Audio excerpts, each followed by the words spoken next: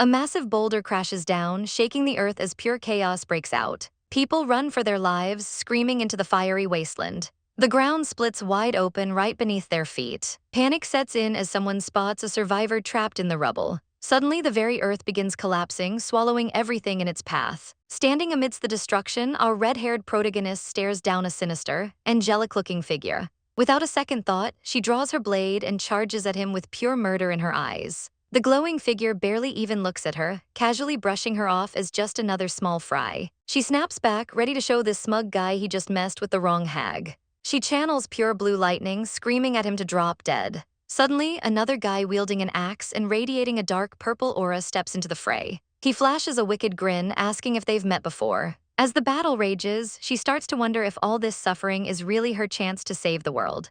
Bleeding heavily, she forces herself to take one more step forward. She staggers, desperately clinging to the hope of taking out that bastard once and for all. But her enemy just mocks her, stepping closer to wipe that defiant look right off her face. A mysterious woman appears from the shadows, eager to hear her finally beg for mercy. Standing over a literal mountain of skulls, her enemy tells her to just give up and become demon food.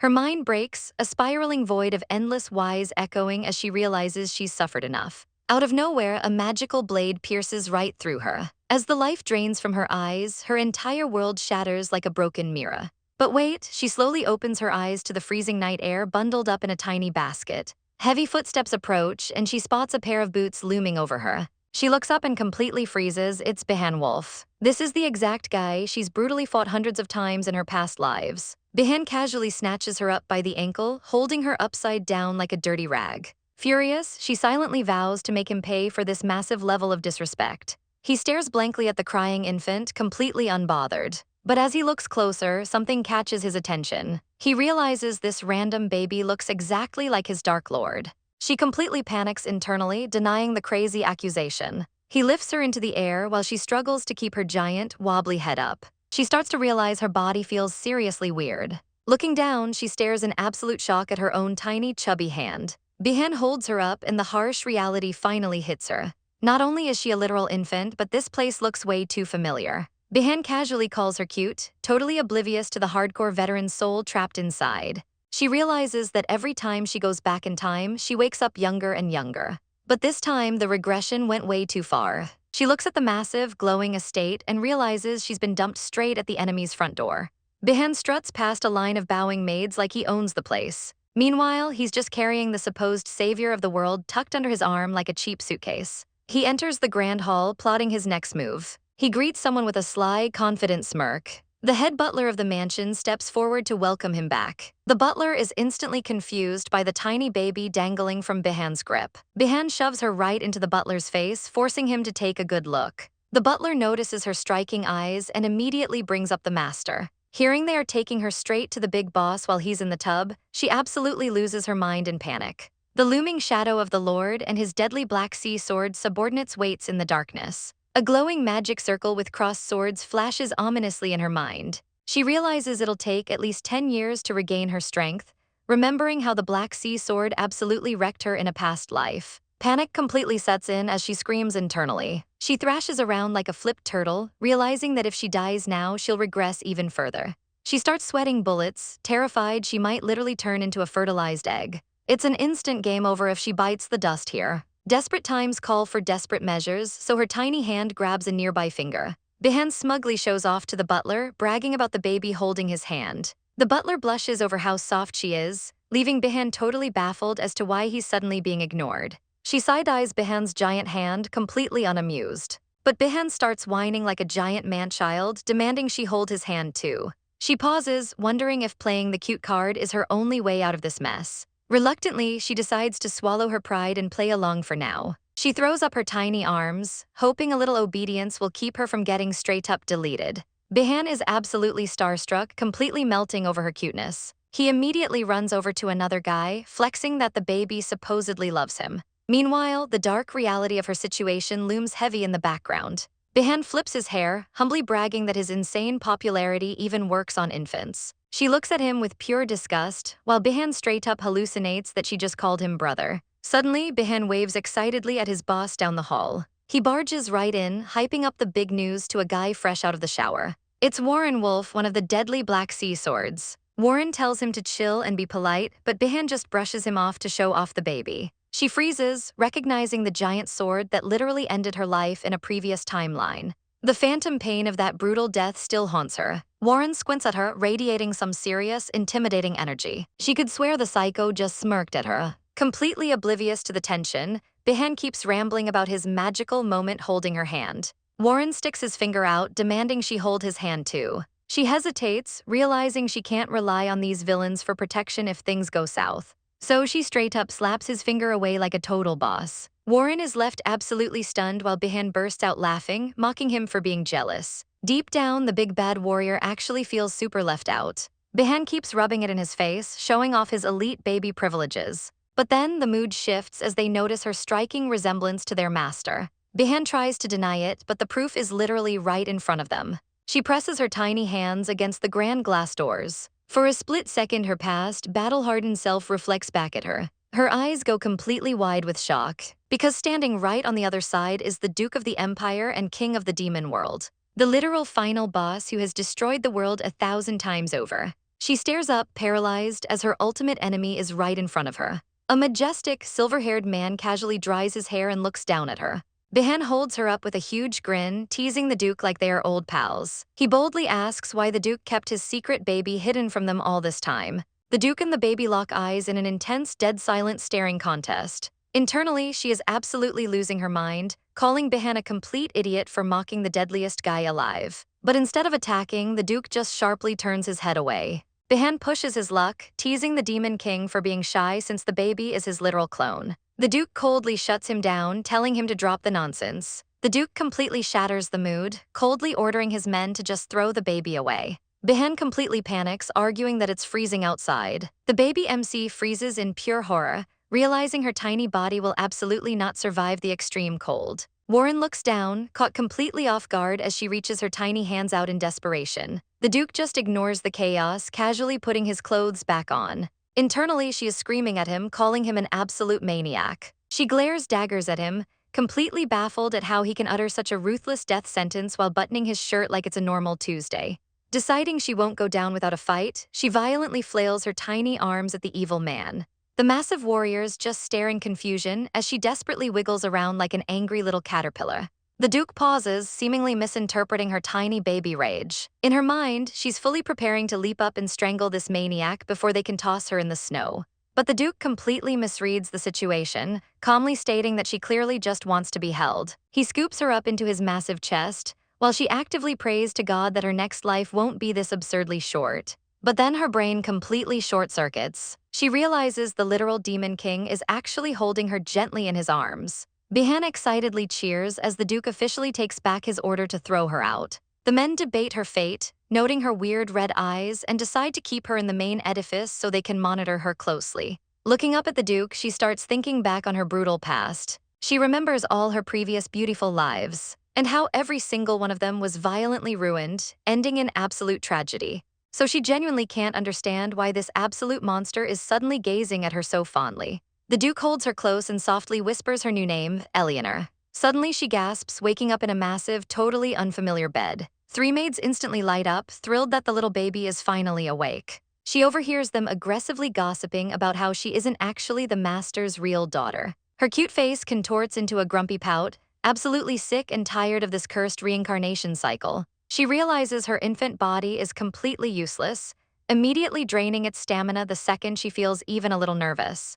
But she refuses to sleep, knowing she needs a solid survival plan right now. She tries to command the room's attention, staring out at the massive library. But her baby babble completely fails, and the maids just assume she's sleepy. One of the maids kindly shoos the others out so she can lull the baby to sleep. The sweet maid introduces herself as Marcia. Marcia gently strokes her head, warmly hoping they can get along. Ellie's mind drifts back to the Duke, realizing that him naming her wasn't just a weird dream. She wonders what that terrifying villain is actually plotting behind those eyes. Marcia softly explains that Ellie is actually the very first baby ever allowed to live in this grand building. Normally, babies are sent straight to the dormitory, so she's both happy and worried that Sir Lucas kept her here. Ellie's ears immediately perk up at the mention of a dormitory. It turns out this massive estate has a hidden, separate facility. It's a dark place where orphans are admitted and aggressively trained to become literal living weapons for Lucas. Through brutal consecutive combat courses, these kids are molded into absolute human weapons.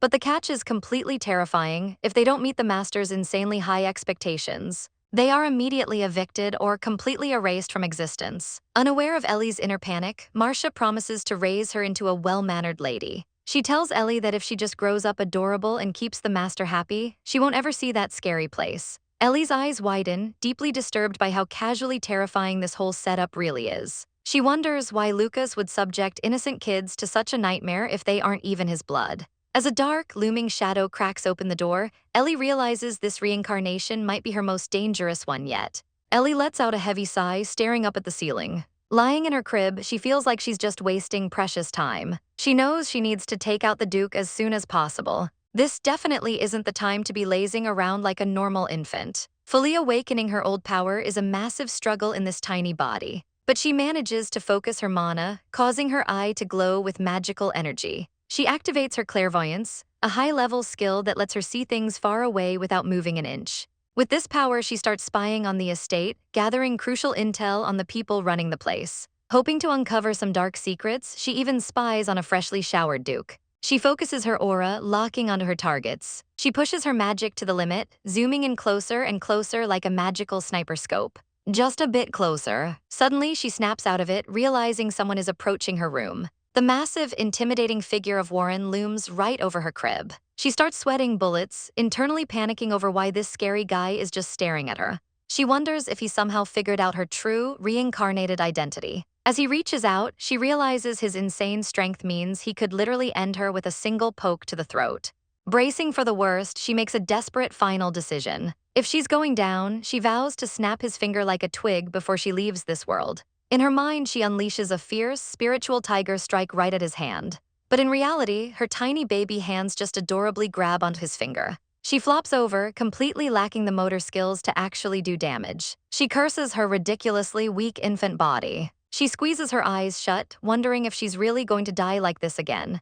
But when she peeks up, Warren is just smiling at her with pure satisfaction. She is completely baffled by his smug reaction. To cope, she tries to convince herself that he's secretly terrified by the raw power of her tiny fist. But the truth is, he's just amused by her little grip. She blinks, completely out of options. She admits to herself that she just squeezed his finger for a few seconds before completely gassing out. The door clicks open, and Warren quickly pulls his hand back as someone enters. He looks away, keeping his cool like a total pro. He silently acknowledges that this baby gets special treatment solely because she looks exactly like the Duke. Her cute face and undeniable resemblance give her a free pass. That's exactly why he can't treat her like the other disposable orphans they train as weapons. He flashes back to the moment the Duke surprised everyone by letting her stay in the main house. Warren wonders if the ruthless master is actually genuinely pleased with the kid. He's still completely stunned that the Duke made such a merciful decision. Later, the Duke catches Warren and coldly demands to know where he's been sneaking off to. The Duke stands tall, radiating an incredibly intimidating aura. He orders Warren to answer the question immediately. Warren bows his head, admitting he was just checking on baby Eleanor. The Duke notes that Warren seems to have a soft spot for her, and Warren agrees, saying she's basically a mini-Duke. But the Duke completely kills the vibe, demanding solid proof that this baby isn't a trap set by someone named Kerha. Warren straightens up, promising to keep a close eye on her to make sure she isn't an enemy spy. Warren curses himself for letting his guard down over a cute face. He knows that this Kerha poses a massive, deadly threat to the Duke's empire. A menacing sword sits embedded in a golden throne, hinting at the brutal war happening in the shadows. Ellie's sudden arrival at the estate is way too suspicious to be a coincidence. And a dark secret lingers right behind the true meaning of her new name. Ellie realizes that the sinister forces at play are basically treating this world like a helpless puppet. Back in the present, she's chilling with some plushies when a sudden voice startles her. Just a few minutes prior, Bihan was throwing a massive fit because he wanted to take the infant horseback riding. The maids desperately tried to explain that Ellie is way too young, but Bihan impatiently asked if next week works instead. After the maid gently tells him it takes a lot longer than a week, this genius genuinely asks about next year. Ellie rolls her eyes, completely done with his absolute nonsense. She smacks her tiny hand on the playmat to get the maid's attention. Using her best baby babble, she tries to signal that she desperately needs to use the restroom. The maid loudly gasps, completely mind-blown by the request. She literally bursts into tears, weeping over how incredibly smart their little Ellie is. Ellie is utterly baffled as the maid hugs her, begging her not to grow up so she can keep changing her diapers forever. Ellie screams internally, absolutely hating that idea. The maid happily scurries off to grab a fresh diaper, leaving Ellie drowning in their overbearing affection. But she refuses to accept this fate. There is no way she's exposing her bear behind to enemy territory every single day. Feeling completely helpless in this awkward infant body, she suddenly flinches. Another loud noise echoes through the hall, making her jump. She grumbles about how obnoxiously loud the men in this house are, totally ignoring the fact that a baby lives here. Suddenly, she remembers a terrifying past life where a crazed, red-haired man brutally interrogated her. In that memory, he grabbed her by the hair, forcing her to watch the carnage unfold. He gleefully bragged about the world collapsing in the most beautiful way possible. Snapping back to reality, Ellie realizes exactly who is standing outside her door. She remembers his unhinged, glowing eyes perfectly, and the fiery destruction he caused with a simple smirk. Sure enough, two infamous villains stroll into her room, the psychotic Barbacha and the deadly Michaela. Barbacha crouches down like a curious puppy, asking if this is the legendary Eleanor. Michaela stands tall, silently noting that the kid is a literal carbon copy of the Duke. Barbacha loudly wonders if such a tiny thing will even survive, earning a swift scolding from Michaela. Ellie aggressively clings to her teddy bear, shivering in pure terror around these two psychos. Michaela whacks Barbacha with her fan, telling him his creepy staring is scaring the kid. But Barbacha defends himself, totally mesmerized by the tiny baby. He reaches out, amazed that nobody can deny her striking resemblance to their terrifying boss. He gently grabs her tiny, chubby hand. Instantly, he completely loses his mind, screaming about how unbelievably soft she is. He genuinely asks Michaela if all babies are just naturally made of clouds. Michaela looks at him like he's a total moron, scoffing that obviously they are. Suddenly, Barbacha points out that Ellie is drooling. Ellie facepalms internally, realizing her infant body is just acting like a baby without her permission. But Michaela's sharp eyes narrow, sensing that this kid actually understands every single word they say. She straight up declares that Ellie must be a baby genius. Hearing this, Barbacha immediately asks the infant if she wants to see his battle axe and learn how to chop off heads. Ellie stares at him, wondering if he is genuinely the dumbest person alive. She realizes that these hardened killers have absolutely zero filter around toddlers. She seriously questions if the Duke's elite army is just a dumping ground for absolute meatheads. Suddenly, Michaela's eyes widen with a crazy spark. She becomes utterly obsessed with how Ellie's little smile perfectly mirrors the Duke's. Out of nowhere, Michaela decides she's going to adopt her, completely paralyzing Ellie with shock. Michaela blushes heavily, totally enchanted by the baby's cuteness. Barbacha violently sweats, reminding Michaela that every single child she's ever adopted has ended up dead. But Michaela ignores the morbid facts, declaring she's taking Ellie away to raise her personally. Barbacha frantically tries to talk her out of stealing the Duke's kid, but Michaela argues the Duke doesn't care, even though he literally gave Ellie her name. Ellie listens in as Michaela pieces together why the Duke actually kept the baby alive. Michaela throws out a wild theory that Ellie is actually a spy sent by their enemy, Kerha. She predicts Ellie will grow up, seduce the Duke, and stab him right in the heart. Ellie violently flinches, absolutely mind-blown by how spot-on she is. Ellie realizes Michaela's intelligence is insanely dangerous. She knows she has to take this woman out before her cover is completely blown. But Barbacha immediately shuts Michaela down, calling her a crazy pervert who only knows how to kill. Michaela defends herself, bragging about the two kids she already adopted. But Ellie realizes she's talking about massive, literal flesh-eating monster plants. Barbacha yells that carnivorous plants and human babies are definitely not the same thing. Michaela completely ignores him, determined to raise Ellie anyway. She just needs the boss's permission. Ellie's jaw drops. She is internally screaming at this absolute nightmare scenario. Michaela confidently swings the door open to go ask the Duke. But she bumps right into Castile, another top-tier Black Sea sword captain. Barbacha instantly snitches, yelling that Michaela is trying to kidnap the baby. Castile smiles smoothly, suggesting he should take the baby instead to investigate if she's really a spy. Ellie locks eyes with him and her blood runs cold. She remembers him perfectly from her past lives. A genius general who is always a massive thorn in her side. His tactical brain is totally unmatched. She knows this guy is the most likely to see right through her infant disguise. Suddenly, she catches a weird, sweet scent coming off him. She sniffs the air, wondering if he just whipped out some deadly new poison. Total panic sets in as she thinks he's already figured out she's the enemy. She braces herself, fully expecting him to unleash a hidden weapon and finish her off right here. But instead, he pulls something completely unexpected out of his pocket. Flashing a warm smile, he reveals a piece of chocolate, casually noting that babies love sweets. Ellie's tiny eyes literally sparkle like diamonds. This isn't just any treat, it's ultra-expensive, high-class chocolate she rarely got to eat in her past life. Now in her baby form, the temptation is absolutely unreal. Castile smoothly scoops her out of Barbacha's arms, acting like she naturally prefers him. Barbacha cries foul, but Castile smugly claims it's just a fair trade for the candy. He happily feeds her the treat while she instantly folds for the sugar rush.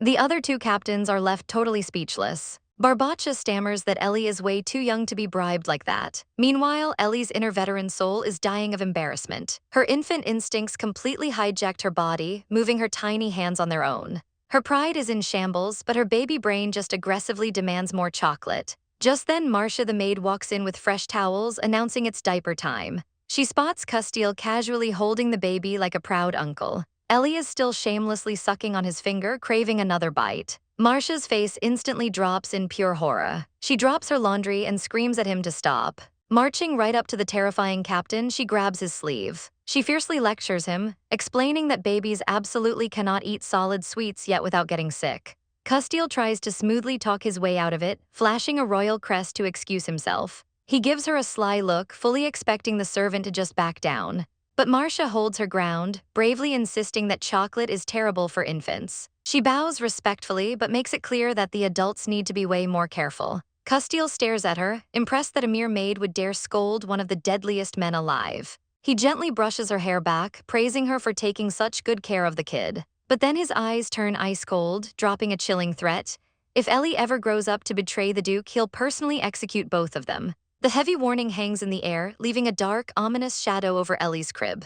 Seeing Ellie look totally stressed, Marcia gently offers to change her clothes. She warmly promises to always protect the tiny infant. Ellie looks up, genuinely touched by the maid's kindness. Meanwhile, Castile thinks back to a completely normal interaction between a mother and daughter in the village. He realizes how strange it is for someone to completely mask their true nature. He stares blankly, piecing the puzzle together. He starts to genuinely suspect that this innocent-looking baby might actually be hiding a massive, dangerous aura. Watching her play, his friendly smile remains, but his inner thoughts turn pitch black. He firmly decides that the absolute second she acts suspicious, he will completely pack her up. Castile heads to the Duke's office to deliver his report. The Duke doesn't even look up, casually asking for his thoughts on the kid. Castile stands in the massive, dimly lit room, choosing his words carefully. He accidentally admits she's pretty cute before awkwardly coughing and apologizing. Getting back to business, he confirms the baby has a terrifying talent for magic. He warns that she could either become their ultimate weapon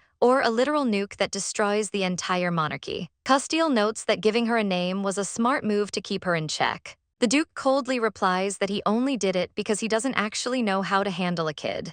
He gave her the name Eleanor, a title specifically meant to dominate and control. He drops his pen, deciding it's time to go see this little anomaly for himself. He quietly heads out to the nursery. At that exact moment, Ellie is trapped in a heartbreaking nightmare about her past life. She remembers her lost love, Edwin, and the absolute tragedy that tore them apart. Even in her new life, the crushing weight of her past failures haunts her. The emotional pain completely overwhelms her tiny body. She realizes that the people she loved don't even know she exists anymore. She wakes up in her crib, tears streaming down her face. Hearing her cries, the maids absolutely sprint into the room in a full panic. They rush over to the crib to check on the sobbing baby. Marcia quickly scoops her up, worried she might just be hungry. She pats Ellie's back, softly comforting her. Hidden in the shadows, the Duke watches the whole scene unfold. He stares intently, surprisingly mesmerized by how beautiful her crying face is. Completely unaware of their terrifying boss lurking nearby, the maids start heavily hyping Ellie up. One maid confidently declares that she's going to grow up gorgeous. She predicts Ellie will easily become the most beautiful woman on the entire continent. They even imagine her in a stunning wedding dress, breaking hearts left and right. Ellie just closes her eyes, totally annoyed by their wild delusions. The maids giggle, thinking she's just acting shy. Suddenly, the temperature in the room drops to 0 as the Duke steps out of the shadows. He coldly reminds them that he only appointed one specific nanny for this kid. Marcia immediately bows, nervously explaining they were just paying extra attention since it's his child. That was the worst possible thing she could have said. The Duke's eye twitches, radiating an absolute death stare. The maids completely freeze in pure terror as he looms over them. He slowly repeats his strict rule about the single nanny. Marcia shrinks back, desperately repeating her apology. But the Duke is completely locked onto her exact phrasing. The room goes dead silent as his terrifying aura spikes. He leans in and aggressively demands to know if they actually think this random baby is his flesh and blood. In the background, a nervous aide sweats bullets, realizing a very dark and dangerous truth has just been triggered. The terrified maid immediately bows her head, frantically apologizing to the Duke. He silently judges the room, wondering why everyone is always so quick to panic around him. Meanwhile, baby Ellie is absolutely wailing, screaming at the top of her little lungs. The poor maid desperately tries to shush her as the terrifying Duke menacingly steps closer. Irritated, he complains about the noise and demands to know exactly why the kid is crying. The maid violently shakes, stammering that she actually has no idea. The Duke steps right into her personal space, his voice dropping an octave as he glares down at her. He coldly points out that as the official babysitter, not knowing is basically neglecting her duty. He grabs her chin, brutally declaring her completely useless. Seeing Marcia in trouble, Ellie's tears immediately vanish. She throws her tiny hands up, desperately trying to grab his attention. Internally, she is absolutely roasting this useless man for picking on a helpless servant. She grabs onto his dark shirt, begging him with her eyes to just leave them alone. She babbles some angry baby noises, but the Duke completely misinterprets her little ababa. His dark aura suddenly fades, leaving him strangely quiet. Ellie keeps her tiny guard up, fully ready to throw hands if she has to. Marcia blinks in surprise, completely thrown off by the sudden mood shift. One of the other maids points out that Ellie's angry babble actually sounded like she was calling him dad. The terrifying Demon King completely freezes at the word. Ellie screams internally, furious because that is absolutely not what she said. Marcia nervously steps forward, holding the incredibly aggravated baby. The Duke just stands there in silence, looking down at the tiny, chaotic creature. He slowly extends a finger, and Ellie immediately goes into fight mode. She decides it's time to teach this arrogant tyrant a painful lesson. She relentlessly smacks his gloved hand, unleashing her absolute maximum baby fury. In her mind, she is literally breaking his fingers to pieces. But to everyone else, it's just cute little taps. The Duke blankly asks what she's doing. Ellie glares at Marcia, waiting for her to translate her pure, unadulterated hatred. She's trying to educate this arrogant boss one tiny smack at a time. But Marcia completely drops the ball. She happily tells the Duke that Ellie just wants to play with him, while Ellie desperately denies it. The Duke awkwardly tries to grab her, causing Marcia to panic and yell that he's going to snap her little bones. The literal king of the demon world is left completely clueless, awkwardly asking what he's supposed to do. The maids step in like life coaches, instructing him to take it slow and be gentle. They boldly suggest he try fully holding her in his arms. Marcia pushes it further, explaining that little Ellie desperately needs some parental love. She warns that without a stable bond, Ellie will just become a chronically crying, insecure mess. The maids try to encourage him, hyping up how nice a simple hug can feel. But Ellie is thrashing like a wild animal, thinking everyone in this room has lost their minds. Suddenly, Castiel pops out of nowhere, smoothly agreeing that holding the baby is actually pretty nice. Ellie jumps, wondering when the heck this sneaky guy even got here. She solidifies her belief that absolutely nobody in this crazy world can be trusted. The Duke finally picks her up, and Ellie goes on high alert to protect herself. This is her second time being awkwardly manhandled by these giant warlords. She aggressively pushes his face away, silently demanding he back off. The Duke looks over his shoulder, totally confused by her flailing little arms. Marcia smiles brightly, completely misreading the situation again and calling it a happy expression. She explains that babies often spread their arms out like a starfish when they are in a good mood. Little does Marcia know she couldn't be more wrong. Because in her mind, Ellie is literally plotting her ultimate revenge, vowing to make them all pay the second she gets her real strength back. Exhausted from her tiny baby rampage, Ellie accidentally dozes off right on his chest. The maids watch with warm smiles, noting that she must have been super tired. Marcia whispers that they should probably stop hovering and leave them alone. Ellie realizes that to prevent this terrifying demon lord from destroying the world, she's going to have to play the part of a cute, innocent baby for a while. Fast forward to the day of the central meeting at the Duke's massive estate. Ellie deadpans, completely questioning her life choices right now. Because for some reason, the Duke brought her straight into a room full of high-ranking warlords and nobles. An older noblewoman squints at them, asking if this little girl is actually the terrifying Duke's biological child. The Duke, totally over all the rumors, decides to just shut it down permanently. He calmly looks the woman in the eye and confirms that yes, she is his daughter. He adds that since he officially named her, they have every right to call her that. Ellie violently squirms in his massive hands, internally screaming that this guy is completely delusional. Bihan notices her thrashing and asks if the baby is feeling sick. But the Duke just smirks, claiming that she's actually wiggling because she likes him so much. He holds her up like a prized trophy, while Ellie aggressively denies it in her head. He smugly tells the room that this is just how babies express their love. Realizing she's trapped, Ellie forces the most fake, totally adorable laugh she can muster. An older commander chuckles, praising the little princess's elegant smile. The Duke doubles down, officially declaring that from now on, everyone will address her as Princess Eleanor.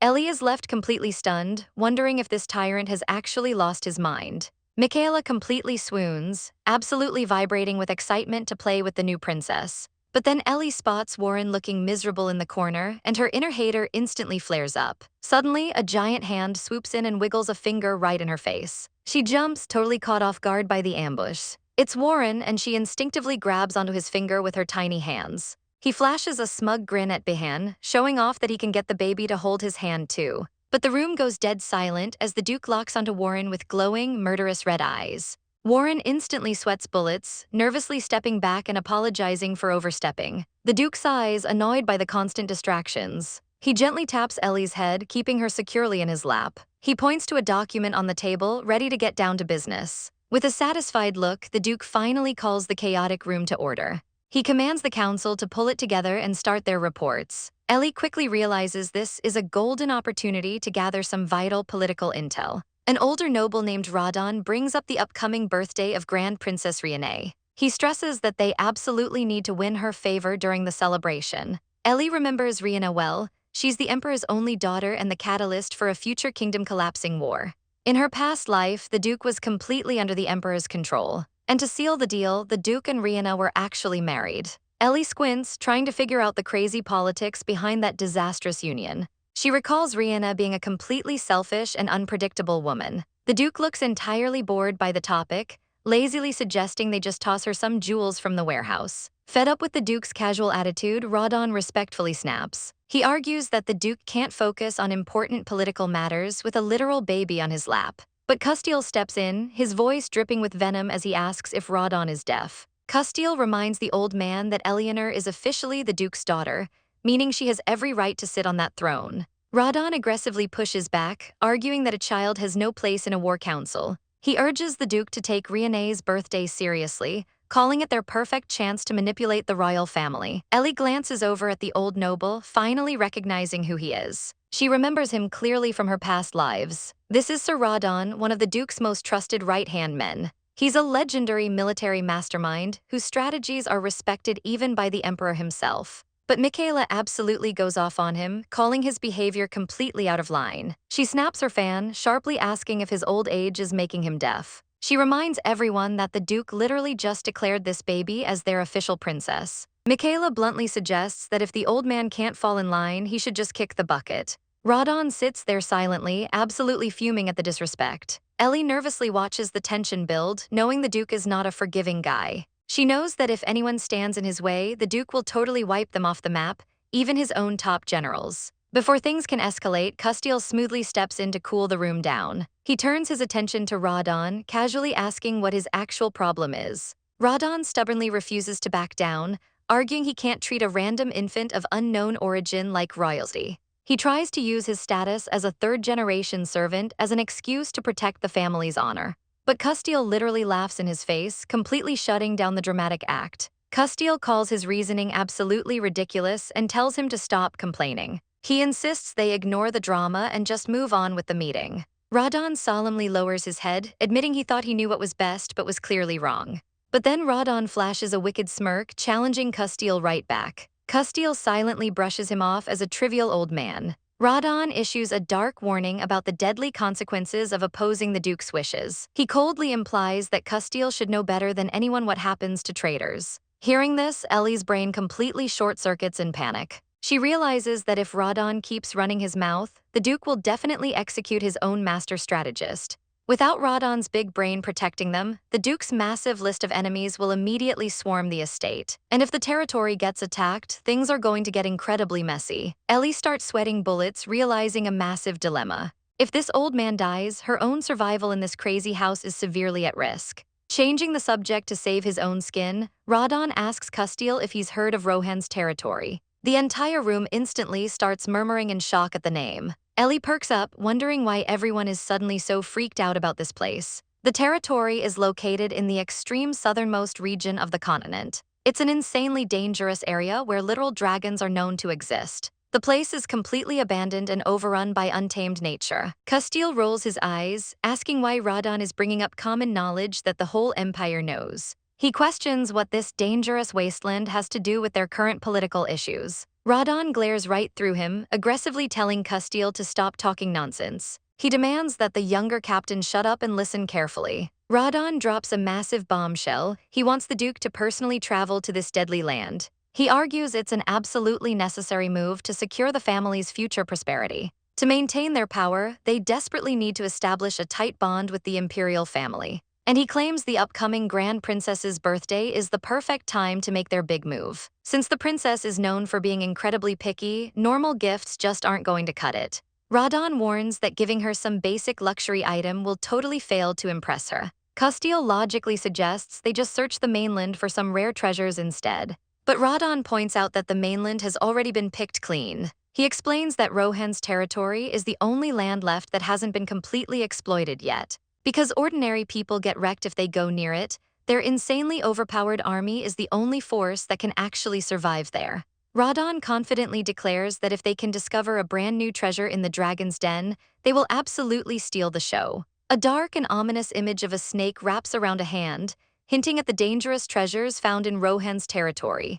The narrative reveals these treasures have made the Grand Princess extremely pleased. A young, silver-haired baby with bright red eyes thinks to herself about how surprisingly smart this man is. But when Sir Cardan suggests sending their army to the territory, everyone thinks he's completely lost his mind. Suddenly, little Eleanor launches herself forward like a tiny missile. She scrambles frantically across the floor, desperately hoping she doesn't get killed in her second life. Without hesitation, she wraps her tiny arms around the terrifying Duke's leg, squeezing as hard as she can. She rubs her chubby face against him, praying her bold move pays off. The adults are completely baffled by her sudden outburst. Eleanor internally panics, convinced she's annoying the dangerous Duke and is about to get totally wiped out. She squeezes her eyes shut and braces herself for the end. The room falls silent in absolute shock. But instead of meeting her doom, Eleanor peeks one eye open in confusion. The brown-haired advisor covers his mouth, amazed that she used her whole body to hug the terrifying Duke. The Duke looks down at her with a blank stare, momentarily wondering if he's actually a good guy. However, he quickly realizes she's just trying to physically stop the conversation, not show him affection. He notices her trembling and realizes he's the one she's terrified of the most. Sir Cardan quickly apologizes for his out-of-line behavior while Eleanor stays glued to the Duke. The older couple praises the Duke, calling the little princess an incredibly kind-hearted girl. They note how surprisingly smart she is for her young age. Meanwhile, Eleanor knows that to stop future disasters, they absolutely must secure that specific land. She reminds herself that this is the exact reason she reincarnated in the first place. Seeing this as her last chance, she prepares to make her move against Cardan. Cardan looks on in surprise as the baby turns her attention directly to him. With her best puppy dog eyes, she babbles out a cute plea to her father. She knows she has to gently persuade the scary Duke to claim the land. Even though acting like a helpless toddler feels super awkward, she has no other choice. The Duke suddenly blushes, entirely distracted as he wonders if he's actually a top-tier dad. When Cardan brings up Rohan's territory again, things get back on track. Eleanor's face lights up with hope, thrilled that they are finally getting the point. The blonde advisor points out her unusual pronunciation, finding it amusing. He smugly jokes that a baby is way too young to understand adult politics anyway. He then totally roasts Cardan, teasing the old man about having memory loss. The Duke cuts the banter short with a deadly serious command. Clearly disappointed, he forces his men to switch seats like misbehaving school kids. Exhausted by the clueless adults around her, Eleanor lets out a heavy sigh. Frustrated that nobody is catching her drift, she reaches for a piece of paper. She hopes their eyes work better than their ears. The land of Rohan is a massive jackpot, filled to the brim with expensive magical minerals. Giving up such a literal gold mine to the Grand Princess would be a huge mistake. Suddenly, the advisors gasp in absolute shock at the baby's actions. Eleanor freezes, realizing she just made a massive blunder. She's holding a heavy quill, casually writing in perfectly elegant script. She completely failed to hide her past life skills and realizes this is going to look highly suspicious.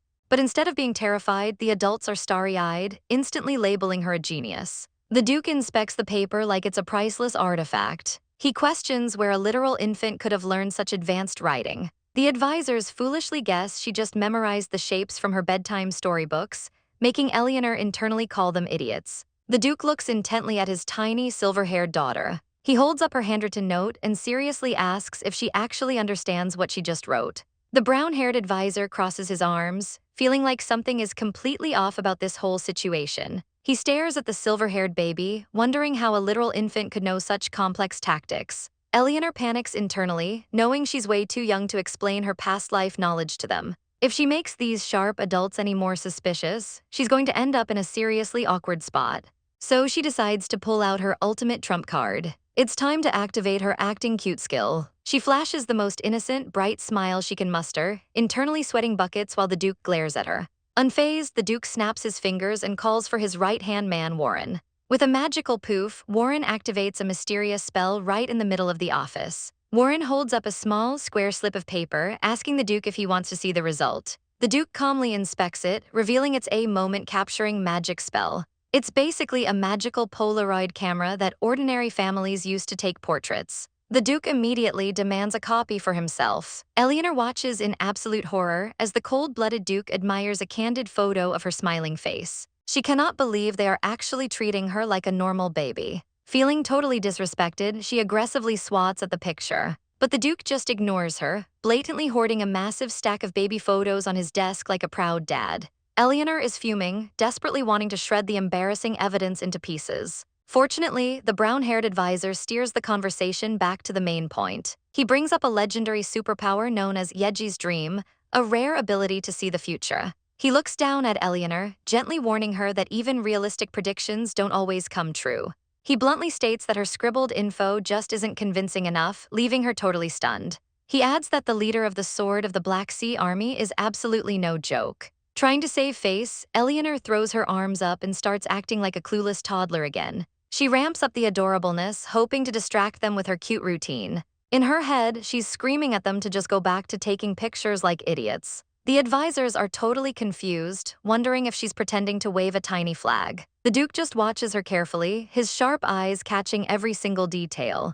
The advisor guesses she's trying to communicate and suggests they observe her behavior a bit more. Eleanor nervously wonders if she should just risk it and write her warnings down again. The Duke agrees that observing is a good idea, but there's a catch. He points out that she's still just a child and communicates way too slowly for their urgent plans. The advisor gets a bright idea and suggests bringing in Marcia. Since she's the nanny, she might be fluent in baby babble and know exactly what the princess wants. The Duke agrees, and shortly after, the sweet nanny is summoned to the dark office. But Marcia just nervously looks down, apologizing because she has absolutely no clue what's going on. The Duke narrows his eyes, realizing an ordinary nanny definitely couldn't have taught the baby such advanced politics. Eleanor freezes, absolutely terrified by how fast her father is connecting the dots. A chilling thought crosses her mind about the people she's dealing with. She stares wide-eyed, recognizing the terrifying mercy of a devil. This is the very first time in her 2 entire lifetimes she's ever seen this side of him. Suddenly, the advisor returns, bringing a new figure out from the shadows. Eleanor's breath catches in her throat as she recognizes him immediately. A young boy with dark hair politely introduces himself to the room. He reveals his name is Theaka. A maid steps up, confirming that this is indeed the specific child they were looking for. She explains that out of all the kids in the dorm, they only listen to Theo. Eleanor stares at the boy, completely mind-blown by his sudden appearance in the Duke's office, because she knows exactly who this kid is among the orphans. In her past life, he was the legendary knight who spent all his time protecting the Demon King. Eleanor stares in shock at the boy, remembering him as the legendary warrior who joined the most brutal battles in her past life. She can't believe she's crossing paths with him this early in the timeline. The brown-haired advisor smoothly dismisses Marcia the nanny. She respectfully bows and quickly exits the tense room. The advisor then turns his sharp attention to the nervous young boy, Theaka. He asks if he knows why he was summoned to headquarters and if he's heard the rumors about the Lord's child. Theaka respectfully confirms he has, addressing the advisor as Sir Custiel. Custiel gestures to the tiny baby on the desk, formally introducing her as Lady Eleanor. He drops a massive bomb, telling the boy his only job from now on is to follow Her Highness's orders. Custiel smiles sharply, testing the kid to see if he's really up for the task. Theaka bows deeply, promising to do his absolute best. But he nervously adds that kids usually have super random thoughts, making it a pretty tough gig to translate. Castile laughs, hyping Eleanor up as a total genius who somehow already knows how to write. However, he quickly whispers that he honestly doubts she's that much of a prodigy. Eleanor internally scoffs, fiercely confirming that she is undeniably a genius. She also notes how weird it is that Castile is suddenly speaking in such a fancy, noble tone. Meanwhile, Theaka starts sweating bullets, clearly stressing out over the pressure. Castile suddenly puts the boy on the spot, asking him to translate what Her Highness just said. Trapped, Theaka completely improvises, claiming the baby said she's happy to finally have someone understand her. The dark-haired captain and the Duke are absolutely stunned, thinking the boy's translation ability is 100% legit. The Duke glares daggers at Castile, dangerously asking if he's doubting his daughter's intelligence. Castile waves his hands in a total panic, desperately backtracking. Trying to save his own skin, he brags that he is the one little Ellie trusts the most. But the dark-haired captain immediately steps in, claiming that he is actually the absolute favorite. The two grown men start sparking with intense rivalry, bickering like a couple of jealous school kids. The captain argues that since he's met her more often, there's absolutely no doubt about it. Castile yells at him to stop twisting the facts. He quickly pivots, reminding everyone that they were originally talking about the critical Rohan territory before they got distracted. The Duke coldly shuts them both down, ordering them to just listen to what Eleanor has to say. Eleanor shakes her head, totally exhausted by these goofy adults. She seriously worries that hanging around them is going to turn her into a complete idiot too. But as she rants in her head, she notices Theaka staring right at her. A wild thought crosses her mind. What if this kid can actually hear her inner monologue? Suddenly, Theaka starts speaking, describing deep, unknown cracks hidden within Rohan's territory. He reveals the land is swarming with dragons and crazy dwarfs that fight barehanded. He confidently suggests that forming a compromise with them would be a massive advantage for the future. Eleanor's jaw practically hits the floor, absolutely stunned that he knows this top-secret lore. Because everything he just said is 100% facts. She thought he was just a combat prodigy, but realizing he has prophetic abilities too totally blows her mind. Immediately, she turns on the charm, cheerfully babbling at him to play with her every day. In her head, she's already locking him down as her ultimate future subordinate. Theaka just looks at her, mildly overwhelmed by the tiny baby's intense energy. Castile is completely baffled, asking the boy how he could possibly know such classified geographical secrets. Theaka nervously scratches his head, admitting he doesn't actually know. He explains that ever since he was little, he's just naturally been able to understand the voices of babies and animals. Instantly, the room's temperature drops as the Duke issues a chilling threat to the boy's life if he's lying. Eleanor panics, knowing the Duke is insanely suspicious, and she can't let her future MVP get wiped out right now. The Duke leans forward, his voice dripping with venom as he calls the boy's name. He glares from the shadows, demanding the absolute truth. With glowing red eyes, he asks Theaka for the exact reason he just used his precious daughter to spin a lie. The Duke leans in, his eyes glowing dangerously as he demands an explanation. He wants to know exactly why this orphan used his precious daughter to spin a massive lie. But Theaka stands his ground, looking the terrifying Duke dead in the eye and calling his accusation nonsense. He drops a massive lore bomb, explaining that 150 years ago, the dwarf race was supposedly wiped out. The Duke's eyes narrow, quietly acknowledging that the boy's skepticism makes sense. Back then, the ruthless emperor made a strict decree. He declared that only human existence would be acknowledged in the empire. Because of that, the dwarfs became the very first targets to be hunted down. The few who actually survived the purge were dragged into cold dungeons. They only managed to stay alive by becoming literal slaves to the royalty and nobles. The dark history hangs heavy in the quiet room. But Eleanor is absolutely fuming at how the adults are handling this. She can't believe they praise her as a genius, but still treat her and her new translator like clueless toddlers. Completely fed up, she throws her tiny fists in the air and screams that she doesn't need them anymore.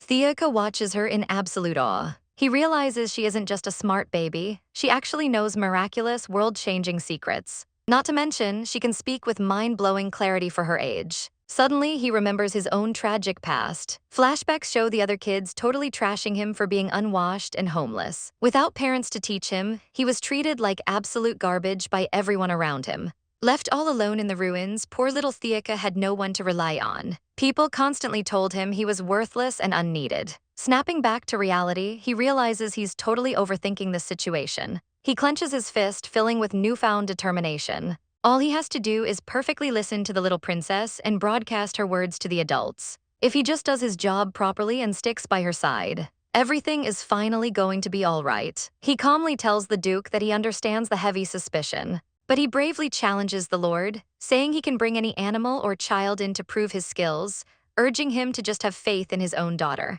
After all, the Duke is her father, so he should trust her the most. Suddenly, Eleanor scampers over and tackles Theaka's leg with a massive hug.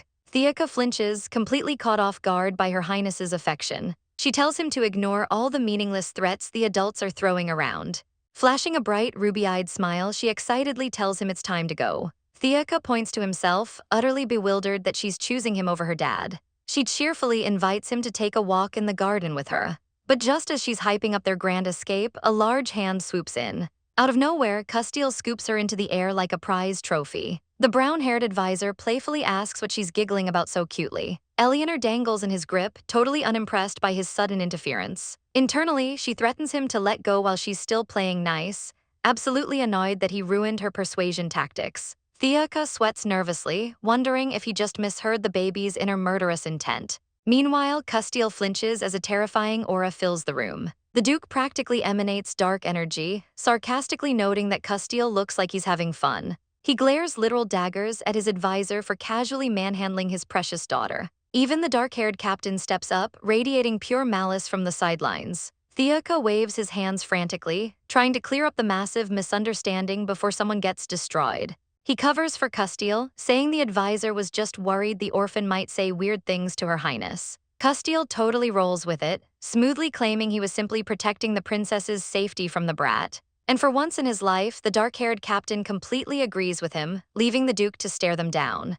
The brown-haired advisor firmly states that the young lady of the Brant family needs to be the ultimate role model for others. To diffuse the tension, Eleanor hits them with a deadly dose of cuteness, loudly declaring that Papa is the absolute best. Theaka stands there completely stunned as he correctly translates the baby's adorable babbling to the room. Castile holds the princess, praising the young boy for doing such a flawless job. The Duke immediately melts, taking the compliment as pure facts that prove the boy's translation skills are legit. Eleanor smirks to herself, thinking manipulating these overprotective men is as easy as taking candy from a baby. But the Duke suddenly shifts gears, returning to his cold and serious demeanor. He glares at Theaka, demanding to know what Eleanor had whispered to him just moments ago. Theaka nervously stammers, translating that Her Highness simply wants to go to the garden with him. Eleanor beams, thrilled that her new translator is following her lead perfectly. She totally realizes that with this kid's cracked communication skills, she won't have to resort to awkwardly writing secret messages anymore. She giggles, feeling incredibly smug about how smoothly her grand plan is working out. But the Duke's face suddenly darkens as his overprotective dad instincts kick into overdrive. He looks absolutely traumatized, completely misinterpreting the request and assuming this orphan just asked his baby girl on a date. He aggressively shuts it down, telling the boy that even over his dead body, the answer is a hard no. Eleanor panics, waving her tiny fists and internally screaming that he's getting it all wrong. Theaka quickly does damage control, sweating as he translates her frantic denial to the skeptical Duke. Exhausted by the unnecessary drama, Eleanor lets out a heavy sigh. The boy dutifully relays that Her Highness has one final thing to say. She makes it clear that talking too much gives her a headache and she just wants a quiet walk with Theo. Then she drops the ultimate nuke, threatening to never call the Duke Papa again if he says no. The Duke is instantly shattered, looking like his entire world just collapsed. Eleanor puffs her cheeks, secretly calling her father a huge jerk for being so difficult. But she's completely mind-blown by how accurately Theaka is reading her complex thoughts. A little while later, the two kids finally escape to the quiet, moonlit garden by a fountain. Eleanor sits beside him, wondering if the Duke is still miserably sulking back in his office. She breathes a sigh of relief and casually tells Theo he worked hard, totally confusing the boy. She points out that dealing with those weird, intense adults late at night must be absolutely exhausting for him. Theo humbly lowers his gaze, quietly apologizing on their behalf. He looks up at the stars, admitting that he's the one who owes the Duke a massive debt. He remembers his brutal past, living a life so miserable that kicking the bucket felt like a better option until the master saved him. Eleanor looks at him with concern, asking if he's genuinely all right with his current situation. She points out that he still ended up stuck in the strict and highly dangerous training dorms. She knows the grim reality, one wrong move there and he could be killed or thrown back onto the streets. Theo quietly nods, completely aware of the heavy risks. He admits the tough training and harsh rules are absolutely real and terrifying. But then he smiles gently, saying he actually likes it there now. The trauma in his eyes is clear. He refuses to ever go back to being a helpless street rat. The dorm's philosophy is simple: pay back as much as you are given, proving they aren't just a charity case for the poor. Eleanor listens silently, seeing a completely different side to the future legendary knight. Theo admits he was deeply surprised by everything that happened today.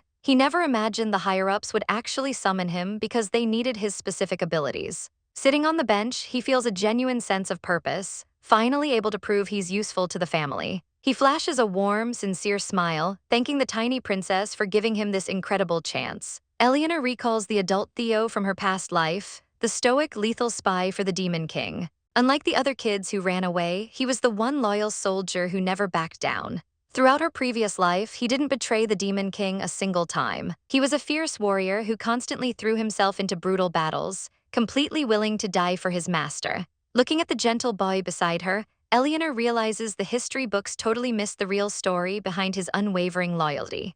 Theaka calmly suggests the Duke bring in an animal or another kid to prove his translation skills. Impressed by the boy's maturity, the Duke agrees, and the adults hilariously hide behind some bushes to spy on them. Sitting on the bench, Eleanor quietly wonders if her terrifying dad is still mad at her. Suddenly, Custille pops out, telling her to just play along and pretend the Duke is a nice guy before dropping some massive news. He reveals that the Duke actually listened to her and is officially sending people to secure Rohan's land. Eleanor's eyes light up with pure joy, absolutely thrilled that her master plan worked. But Custille smirks, revealing that's not even the best part. The Duke steps out of the shadows, looking down at the young orphan with a serious expression. He formally appoints Theaka as his daughter's official personal assistant, completely blowing the boy's mind. His new job is to translate her baby babble and stay glued to her side as her ultimate bodyguard. But the Duke's voice turns ice cold, dropping a terrifying warning. If anything ever happens to the little princess under his watch, his punishment will be way worse than just getting fired. Theaka swallows hard but confidently accepts the heavy burden. He looks at his hands, remembering how the Duke literally dragged him out of the gutter. He vows to become the perfect weapon for the man who saved his life. To him, protecting Her Highness is the exact same as serving the master. He bows deeply, swearing on his life to keep the tiny princess safe no matter what. The Duke falls silent for a second, staring at the fiercely loyal boy. Then his eyes flash with pure overprotective dad energy, aggressively clarifying that he is not giving his precious daughter away to him. Theaka instantly sweats bullets, frantically apologizing and saying he totally didn't mean it like that. Eleanor just deadpans at the ridiculous adults, wondering if this whole dramatic scene is just a sick joke. She sighs, deciding to just roll with the chaos. A few days later, the two kids are chilling together in the sunny Brandt family garden.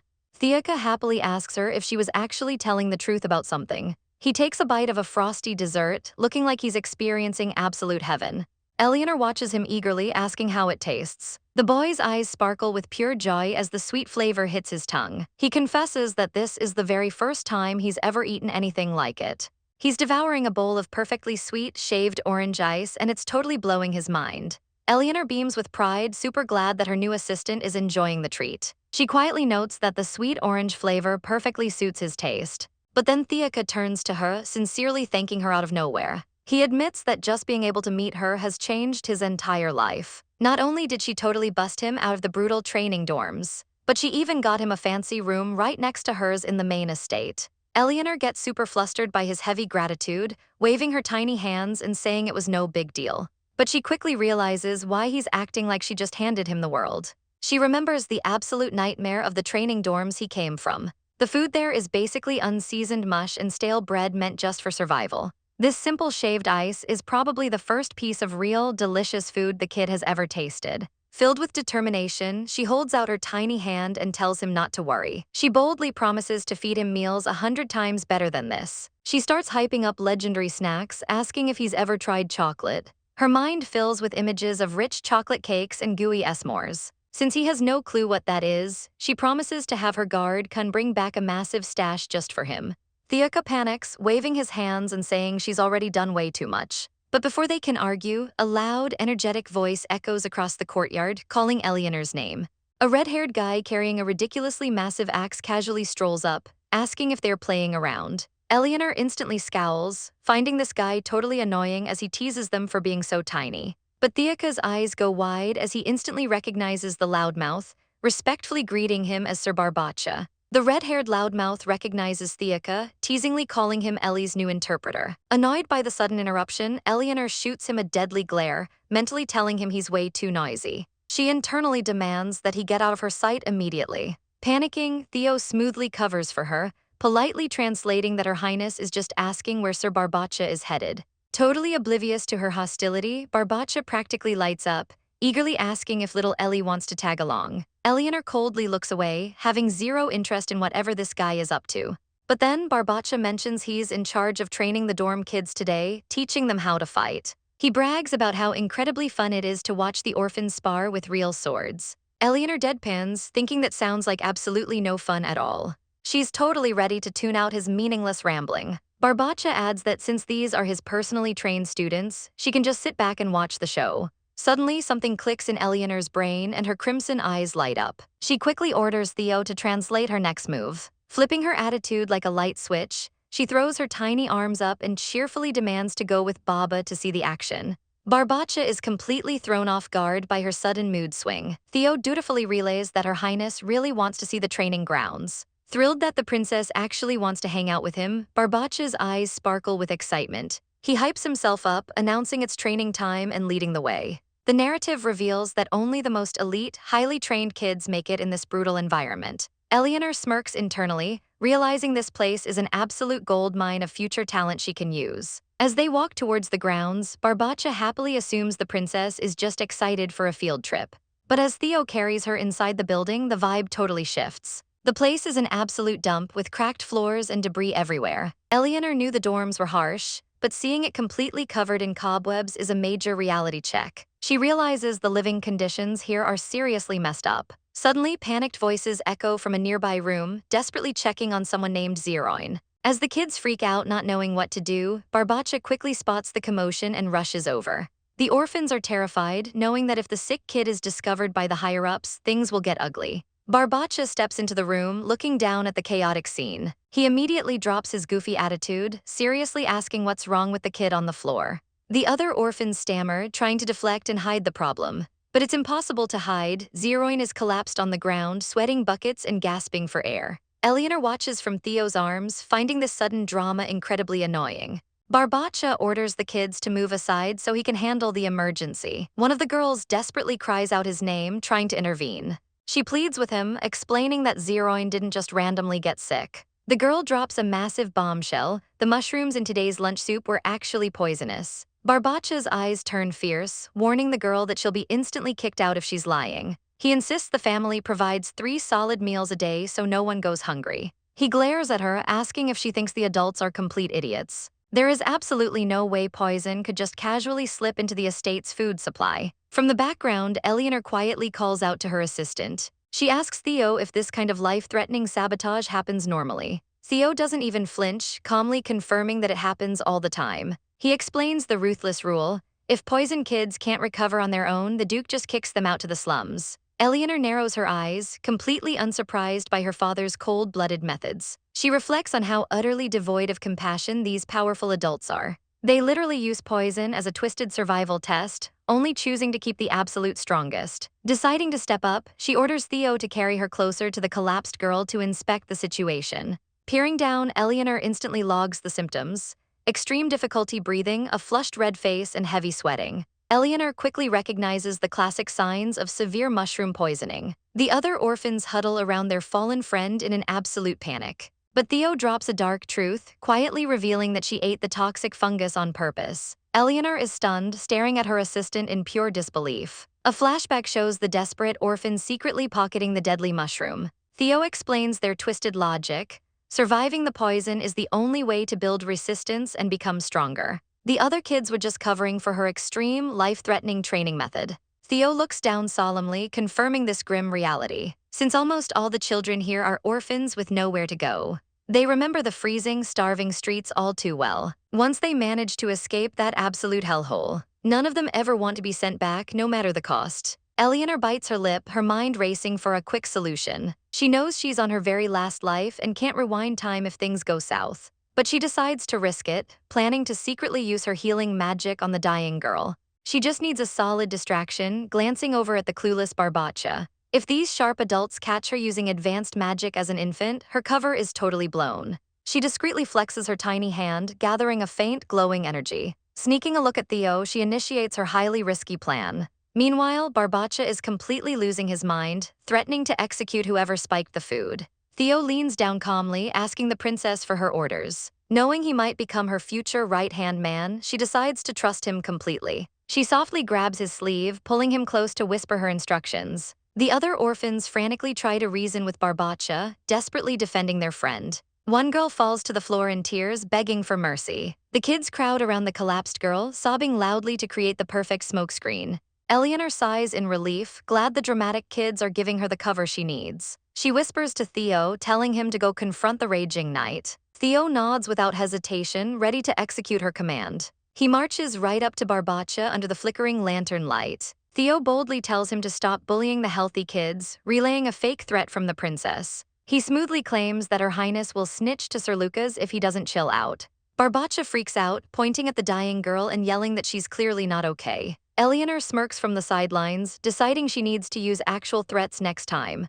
Theo keeps the distraction going, adding that the princess will actually like him more if he obeys. Barbacha's attitude instantly flips like a switch, eagerly agreeing to do whatever she wants. Theo relays her demands, perfectly clean the dirty dorms and start feeding the kids actual delicious food. Barbacha breaks out in a cold sweat, arguing that domestic chores are way above his pay grade. He nervously tries to change the subject, awkwardly asking if the baby wants to touch his red hair instead. But Theo is relentless, threatening him with a brutal lesson if the soup doesn't improve. Barbacha collapses, crying that these kids are being way too ruthless with him. Later that night, back in the safety of Eleanor's luxurious playroom, the tiny princess sits surrounded by stuffed animals, staring suspiciously at Theo. She managed to pull off the healing magic without triggering a massive light show, but she knows Theo was standing right next to her when it happened. She aggressively squeezes a teddy bear, her mind spiraling with paranoia. She tries to convince herself he won't leak her massive secret to the Duke's inner circle. Theo notices her intense glaring and asks if something is wrong. Eleanor quickly plays it off, pretending everything is perfectly fine. But as she hugs her bear, the boy's absolute silence is driving her crazy, leaving her completely in the dark about what he really saw. Theo remains silent while the princess watches him closely, sensing the growing tension. Eleanor is already reaching her limit, annoyed that the adults are constantly barging into her personal space. Barbacha and the fiery Michaela are standing there, looking like they've been caught red-handed. The Duke's expression is cold as ice, asking if it's true that Barbacha took his daughter to that dump of a dorm. Eleanor clutches her teddy bear, realizing the official interrogation has begun. The Duke's presence completely fills the room, making everyone hold their breath. Barbacha tries to play it off as a fun playdate, but Michaela immediately shuts him down for being a total moron. Barbacha screams back, clearly feeling the heat from the boss. Michaela scoffs, thinking the whole situation is just plain stupid anyway. The Duke turns his back on them, his patience clearly reaching its limit. With a single glance from his glowing red eyes, he orders them both to stay silent. The high-ranking officers look like scared puppies, instantly folding under the Duke's pressure. The Duke then turns his laser focus on Theo, demanding to know why he didn't stop the princess. Theo bows his head, taking the heat while Eleanor watches from behind her bear.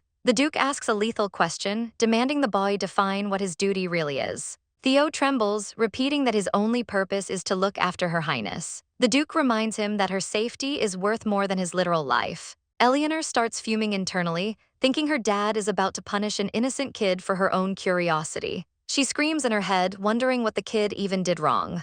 Seeing Theo looking like a kicked dog, she decides to take matters into her own tiny hands. She grabs Theo's sleeve and orders him to deliver her message right now. Theo looks up, surprised by the princess's sudden intervention. He relays her message to the room, claiming she's actually super happy with the dorms. The Duke looks absolutely baffled when he hears she wants to go back there as often as possible. He flat out refuses, saying there's no way he's letting her stay in such a dangerous place. He crosses his arms, firmly telling her that being stubborn won't work this time. Eleanor just smirks, realizing it's time to deploy her secret weapon. She pulls out her ultimate puppy dog eyes, asking her father if he hates the place he built himself. The Duke is instantly stunned, his cold resolve melting like butter. She hugs her bear, acting like the most innocent angel on earth while mentioning how curious she is about his work.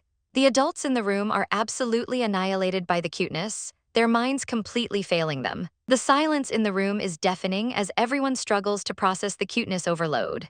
Theo starts blushing hard, totally overwhelmed by Her Highness's charisma. Eleanor nudges him, making the boy realize he's neglecting his translation duties. He quickly adds that she loves the place specifically because he was the one who built it. The Duke stares off into space, his brain clearly short-circuiting. He closes his eyes and sighs, realizing he has absolutely zero power to say no to her. He immediately snaps his fingers and orders Michaela to move the princess's entire luxury suite into the dorm. Eleanor is shook. She didn't expect him to take things to such a wild extreme. She blinks, trying to wrap her head around the sheer insanity of her father's overprotectiveness. She wonders if she should have just kept her mouth shut. But then she smiles, realizing this is the perfect setup for her hopeful scenario.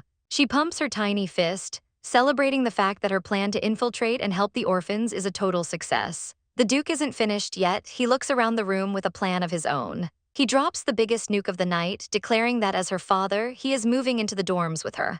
Barbacha and Michaela are absolutely hyped, thrilled to follow the boss to his new home. Michaela fawns over the news, saying they are all essential members of the princess's inner circle. Barbacha is just excited to keep playing with his favorite tiny royal. Even Theo gets in on the action, bowing his head in pure gratitude for the chance to stay with her.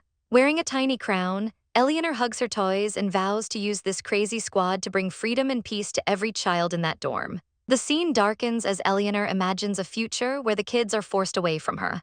She instantly shuts down that thought, refusing to accept such a horrible outcome. Michaela proudly pats the bed, showing off the new room she personally prepared. She admits it's a bit smaller than the palace, but she put her heart and soul into making it great. She asks the princess if she's pleased with her new home in the dorms. Eleanor looks up at the fancy chandelier, feeling quite at home. The Duke steps in, warning her not to cry and promising to wreck any kid who dares to bully her. Ellie just gives a polite little wave, internally telling him she's got this. She watches him leave, mentally urging him to hurry up and get out. She bids her overprotective dad farewell for the next week. As soon as he's gone, she drops the act and lets out an annoyed sigh. She grabs Theo's sleeve, demanding he start translating her real orders immediately. Theo tells the kids that the princess wants to play and definitely isn't leaving anytime soon. Ellie is hyped. She finally gets to live amongst the peers she wants to recruit. She clenches her tiny fist, celebrating a successful start to her infiltration. She looks at the dark, scary dorm and vows to completely transform this place into her own territory. Life in the dorm quickly changes for the better, with the kids finally getting 7 hours of sleep and soft beds. Training hours are slashed and the meals go from trash to top-tier gourmet feasts. The orphans are in total shock, realizing their sudden upgrade is all thanks to the miss. They cheer for Eleanor, absolutely loving their new life. A few days later, a massive dinner spread is served, and it looks like a royal banquet. One kid asks if they are actually allowed to eat something this delicious. They've never even seen food this fancy, and the excitement in the room is palpable. Eleanor smirks behind her hand, satisfied with the reaction. She signals Theo to deliver a heartfelt message to the group. Theo steps forward, commanding the room's attention. He claims the princess has worked tirelessly for them and is carrying a heavy burden in silence. He adds that she's willing to do whatever it takes just to see them happy. He promises the kids that they don't have to worry about being abandoned ever again. He tells them to forget their past suffering and just focus on enjoying their lives. Eleanor is shook. She definitely didn't say anything that emotional, but Theo's creative translation is doing wonders. The kids are completely moved, sobbing with gratitude for their angelic princess. Hearing such kind words has them crying like a bunch of leaky faucets. Ellie is totally confused by the dramatic reaction her orders caused. She frantically points at the food, telling them to eat before it gets cold. Theo adds a polite "enjoy your meal" as the kids dive in. The dinner turns into a joyous celebration, and Ellie's popularity hits an all-time high. She watches the mess they're making, feeling like things are finally under control. Suddenly, a familiar girl steps up to the table. She introduces herself as Jillian and asks if the princess remembers her face. Ellie's eyes light up as she recalls the mushroom incident. It's the girl she secretly healed. Jillian looks completely recovered and is smiling brightly. Ellie plays it cool, acting like it was no big deal while asking how she feels. Jillian confirms she's doing great and is eternally grateful for the save. Ellie internally sighs, relieved her secret healing magic didn't cause a scene. Jillian reaches down, saying she brought a special gift to show her thanks. She pulls out a basket overflowing with glowing, multicolored crystals. Ellie nearly has a heart attack. Sitting right in the middle is a literal dragon egg. She stares in absolute disbelief, wondering how this kid casually found an S-tier legendary item.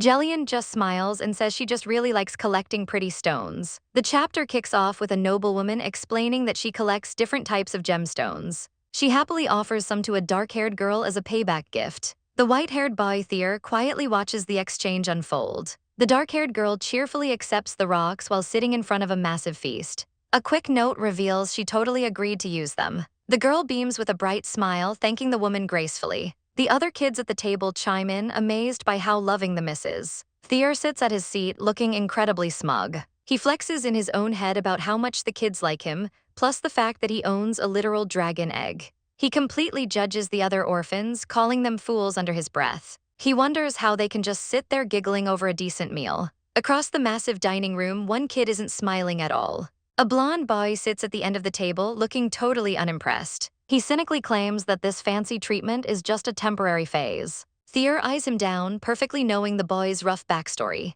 He notes that among all the kids living in the dorm, this blonde boy actually came from a broke noble family. He had to steal and fight on the streets just to survive. Now known as Alex, the dorm kid carries a ton of heavy baggage. Because of his past, he absolutely despises temporary handouts. The other kids start whispering among themselves as the tension suddenly rises. Alex boldly tells a dark-haired boy to stop talking to the miss with such respect. He brutally points out how shabby and cheap her clothes are. Thier glares straight ahead, completely deadpan. He wonders why this jerk is suddenly acting up out of nowhere. The dark-haired guard leans over and tells Thier to just ignore the hater and eat his meal. The rest of the kids are absolutely shook by the sudden drama. They wonder why Alex is showing so much unhinged hostility. Alex sits back looking flushed and totally defensive. Thier guesses the blonde kid just really doesn't like him. But he quickly brushes it off, deciding to let the rascal throw his little tantrum. One of the caretakers firmly tells Alex to stop making a scene and just eat his food. She reminds him that the miss thoughtfully prepared this entire meal for them. Thier gives him a side-eye, silently telling him to drop his massive ego. But that completely triggers Alex, and he violently slams his hands on the table, shooting right out of his seat.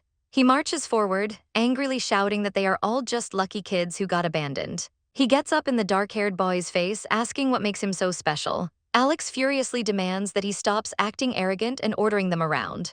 Thier watches closely as the blonde kid aggressively grabs the guard's sleeve. The dark-haired guard stands up completely unfazed, coldly demanding an apology. Alex snaps back, screaming and asking who he thinks he is. He aggressively reminds him that he's no knight, so he has no right to give out orders. The two boys face off, with the guard calmly stating he's simply there to protect the miss. Alex smirks, acting incredibly cocky. He brags about his superior sword skills, clearly salty that he wasn't chosen to be the assistant. Thier watches the intense rivalry, amused by how perfectly they clash. He tries to get the guard's attention with a little tap, but the dark-haired boy just stares Alex down, telling him to drop the tough guy act and admit he's hungry. Alex's ego completely shatters as he stammers out a confused squeak. The guard lands a fatal blow, bluntly exposing that Alex's stomach has been loudly growling this entire time. Thier digs around in his little satchel, boldly claiming the blonde kid is just making things up. The dark-haired guard chimes in, confirming he heard Alex's stomach growling too. Alex's face turns totally red and he angrily tells them to stop laughing. Suddenly, Thier holds out a small, fancy-looking treat. With a literal sparkle in his eyes, he offers the golden-wrapped chocolate to his rival. The guard watches quietly, knowing Thier absolutely treasures those sweets but is willingly giving one up. Thier tells the angry blonde to chill out so they can just get along. A quick flashback reveals the noblewoman gifting the rare treats to her kids. A younger Alex is shown smiling brightly, proving he knows exactly how good they taste. Alex stares down at the sweet, perfectly recognizing the expensive chocolate. Thier beams like a proud little boss, asking if he knows what it is. The dark-haired guard watches closely as Thier literally tries to bribe Alex into friendship. Alex completely loses it, screaming about the noise while the guard tells him to just let it go. Unfazed, Thier cheerfully promises to let him eat as much as he wants. The guard sighs and bluntly tells Alex to just eat the food. Thier tilts his head, totally confused by the blonde kid's massive ego. He pulls the chocolate back, deciding he'll just eat it himself if it's such a problem. Alex huffs and crosses his arms, stating he isn't some baby who can be bought with chocolate.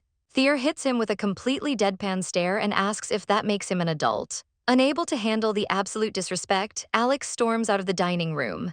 Thier just shrugs it off, figuring it's his loss. As Alex leaves, he bitterly stews over his own beliefs, hating people who get handed an easy life. He swears he'll never acknowledge someone who didn't struggle to survive. Meanwhile, Thier just happily chomps down on his chocolate like nothing even happened. The scene shifts over to the Duke's grand office. Someone whispers that they think the master misses the miss. Inside, the white-haired master sits at his desk looking totally stressed, with his dark-haired assistant standing by. He stares down at a piece of paper that looks like a toddler got a hold of a crayon. He sighs, noting that Eleanor's letter is literally just a page of scribbles. His assistant, Warren, awkwardly agrees that there's absolutely nothing else on the page. The master desperately asks if they can get any more details, suggesting they call in the captain. Warren explains that the general manager who trains the dorm members might actually know what's going on. The master agrees, demanding they bring Castile in immediately. Suddenly, the door opens and a woman shuffles in wearing the most ridiculous chick-patterned pajamas. Both the master and Warren are completely flabbergasted by her wild fit. She sleepily rubs her eyes, asking what all the commotion is about.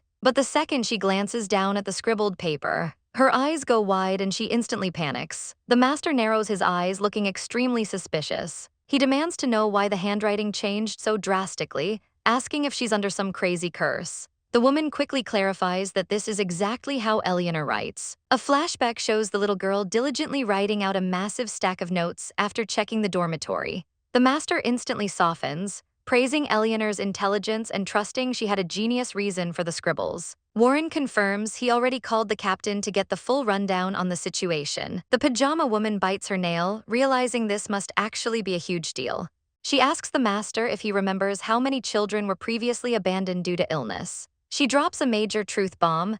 Eleanor's weird notes actually created a new time-off system, which tremendously boosted the kids' productivity. She admits she couldn't even believe the results until she saw them with her own eyes. The miserable orphanage has completely transformed into a vibrant, thriving estate. She proudly states that the children now completely trust Ellie, proving the little girl is an absolute boss leader. Back in the office, the master proudly agrees that his daughter is a total genius. He suddenly realizes she's returning to the estate tomorrow. The woman in the ridiculous pajamas suggests they prep a welcome gift for little Ellie. The master asks if she has any solid ideas in mind. She chuckles confidently, claiming she's got the absolute perfect item. She lifts her foot to show off her golden chicken slippers, offering to get Ellie a matching pair. Warren instantly shuts it down, calling the idea completely absurd. But she furiously claps back, roasting Warren for knowing literally nothing about fashion. She points out that he wears all black every single day like a total edgelord. The master completely ignores their bickering, deadpan asking why his captain is even wearing those pajamas to begin with. He demands a quick explanation for the fashion crime. Meanwhile, the story shifts over to a highly anticipated tomorrow. Little Theo is sitting on his bed, marveling at the glowing, rocky dragon egg he's been hiding. He remembers how the mother dragon left this stone egg behind right before she died.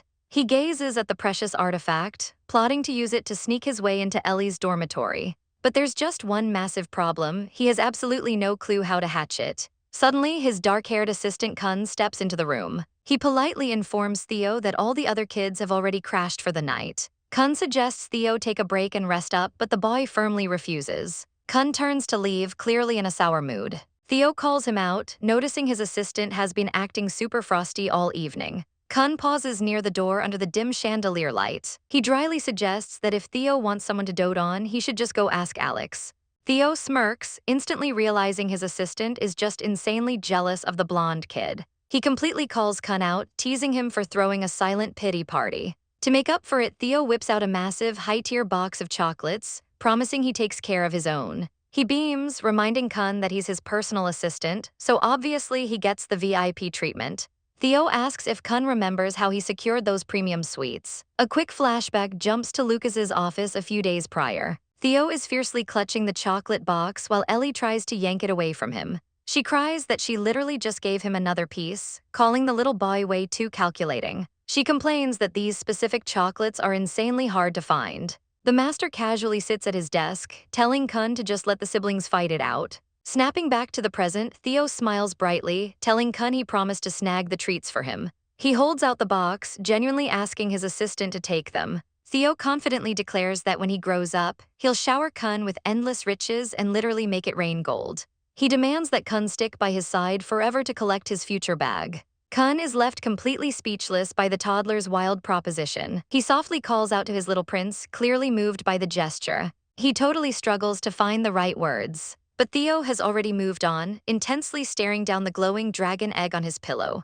Shortly after, a massive time skip hits, and Ellie's existence as the Duke's daughter becomes public knowledge. A beautifully wrapped gift box is presented like an absolute treasure. The Duke stands before an army of maids, surrounded by a mountain of extravagant presents sent by eager noble families trying to completely suck up to them. Outside the estate, Theo points out a line of fancy black carriages rolling up the driveway. Kun watches the convoy, wondering who is crashing their gates this time. Ellie stands nearby, looking totally clueless about the incoming guests. Kun sighs, cynically calling the noble's perseverance a completely useless effort. Ellie teases Kun as they walk through the garden, noting that he can be pretty cold himself. Inside the grand hall, Count Carlos Haviden formally greets the Duke, clutching the hand of a very nervous little girl. The Duke sits calmly, explaining that the Count brought his daughter along simply because she's the exact same age as the young princess. Sweating slightly, the Count nudges his kid and tells her to say hello. The adorable little girl politely greets the Duke. She gracefully introduces herself as Joanna Haviden. But the Count freezes, suddenly terrified by the dark, unreadable smile creeping onto the Duke's face. He nervously stammers, wondering if the Duke is silently judging his outfit. The Duke shoots him a piercing red-eyed glare and coldly clarifies he's talking about the daughter's clothes.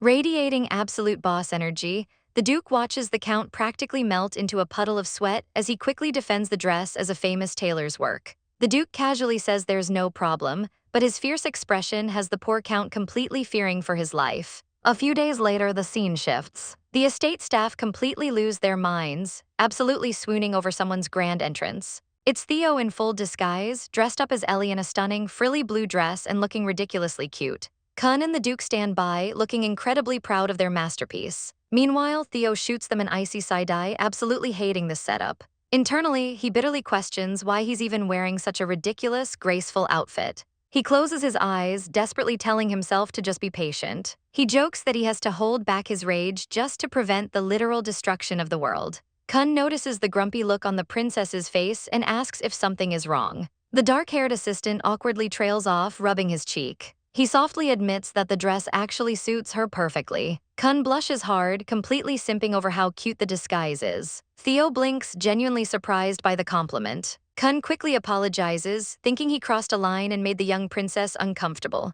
Theo is left completely speechless, sweat dropping at the absurd situation. Suddenly, a sharp-looking man with a monocle steps into the room and interrupts. The Duke gives him a massive glare for ruining the moment. He crosses his arms and asks Nick what the problem is. Nick drops a bomb, announcing that the Emperor's messenger is visiting soon and they need to get ready immediately. The Duke groans, asking if he really has to go deal with this annoying task, to which Nick politely insists. Hearing this, Theo completely panics, thinking the Duke has lost his mind for trying to leave him behind.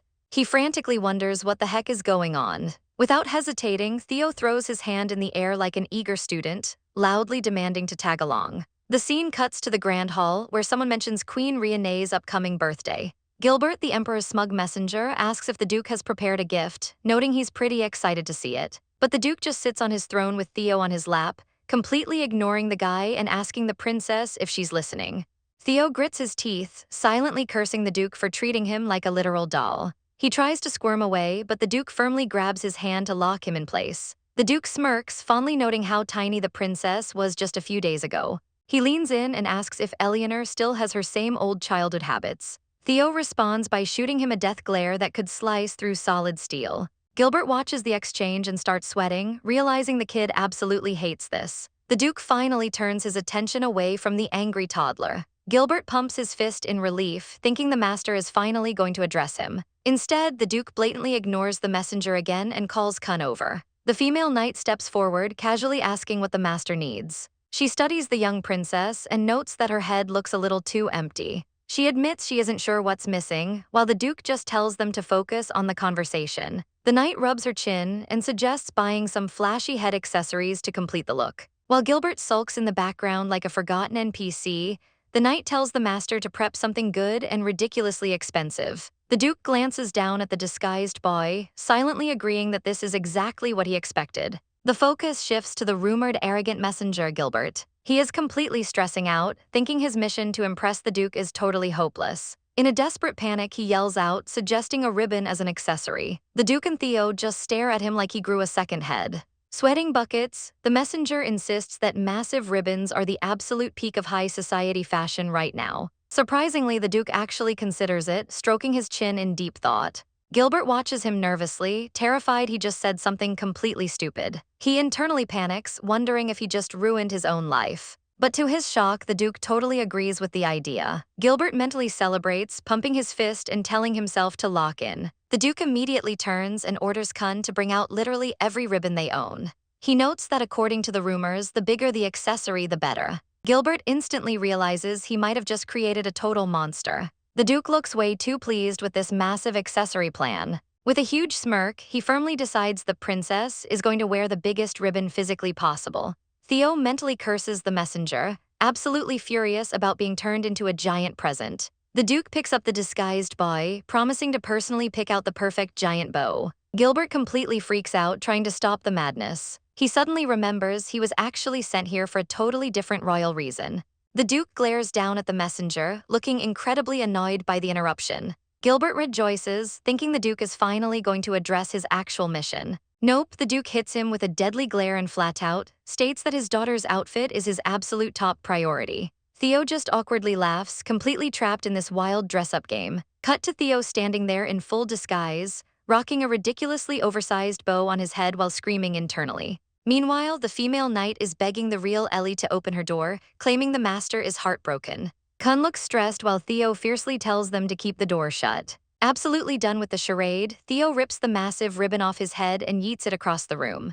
He dramatically flops backward onto the giant canopy bed like a sack of potatoes, totally exhausted. He realizes he has to take matters into his own hands or he's going to die of embarrassment. Suddenly, the Duke's imposing shadow looms over him, demanding to know where he thinks he's going. Theo shoots up, completely startled by the interruption. Kun steps in to comfort the stressed-out boy, telling him there's absolutely nothing to worry about. He sits on the edge of the bed, promising to do whatever Theo wants. He bows his head respectfully, vowing to protect the princess with his life. Theo stares at him, completely flabbergasted by the genuine loyalty. He smiles awkwardly, knowing his conscience would literally wreck him if he kept lying to this earnest guy. Kun stands up, emotionally stating that meeting the princess is his greatest blessing. Theo plays along, smiling brightly and admitting he'd go insane dealing with these nobles without him. Kun blushes, totally touched by the sweet words. Surrounded by a totally imaginary aura of blooming roses, Theo hits him with the ultimate cute smile.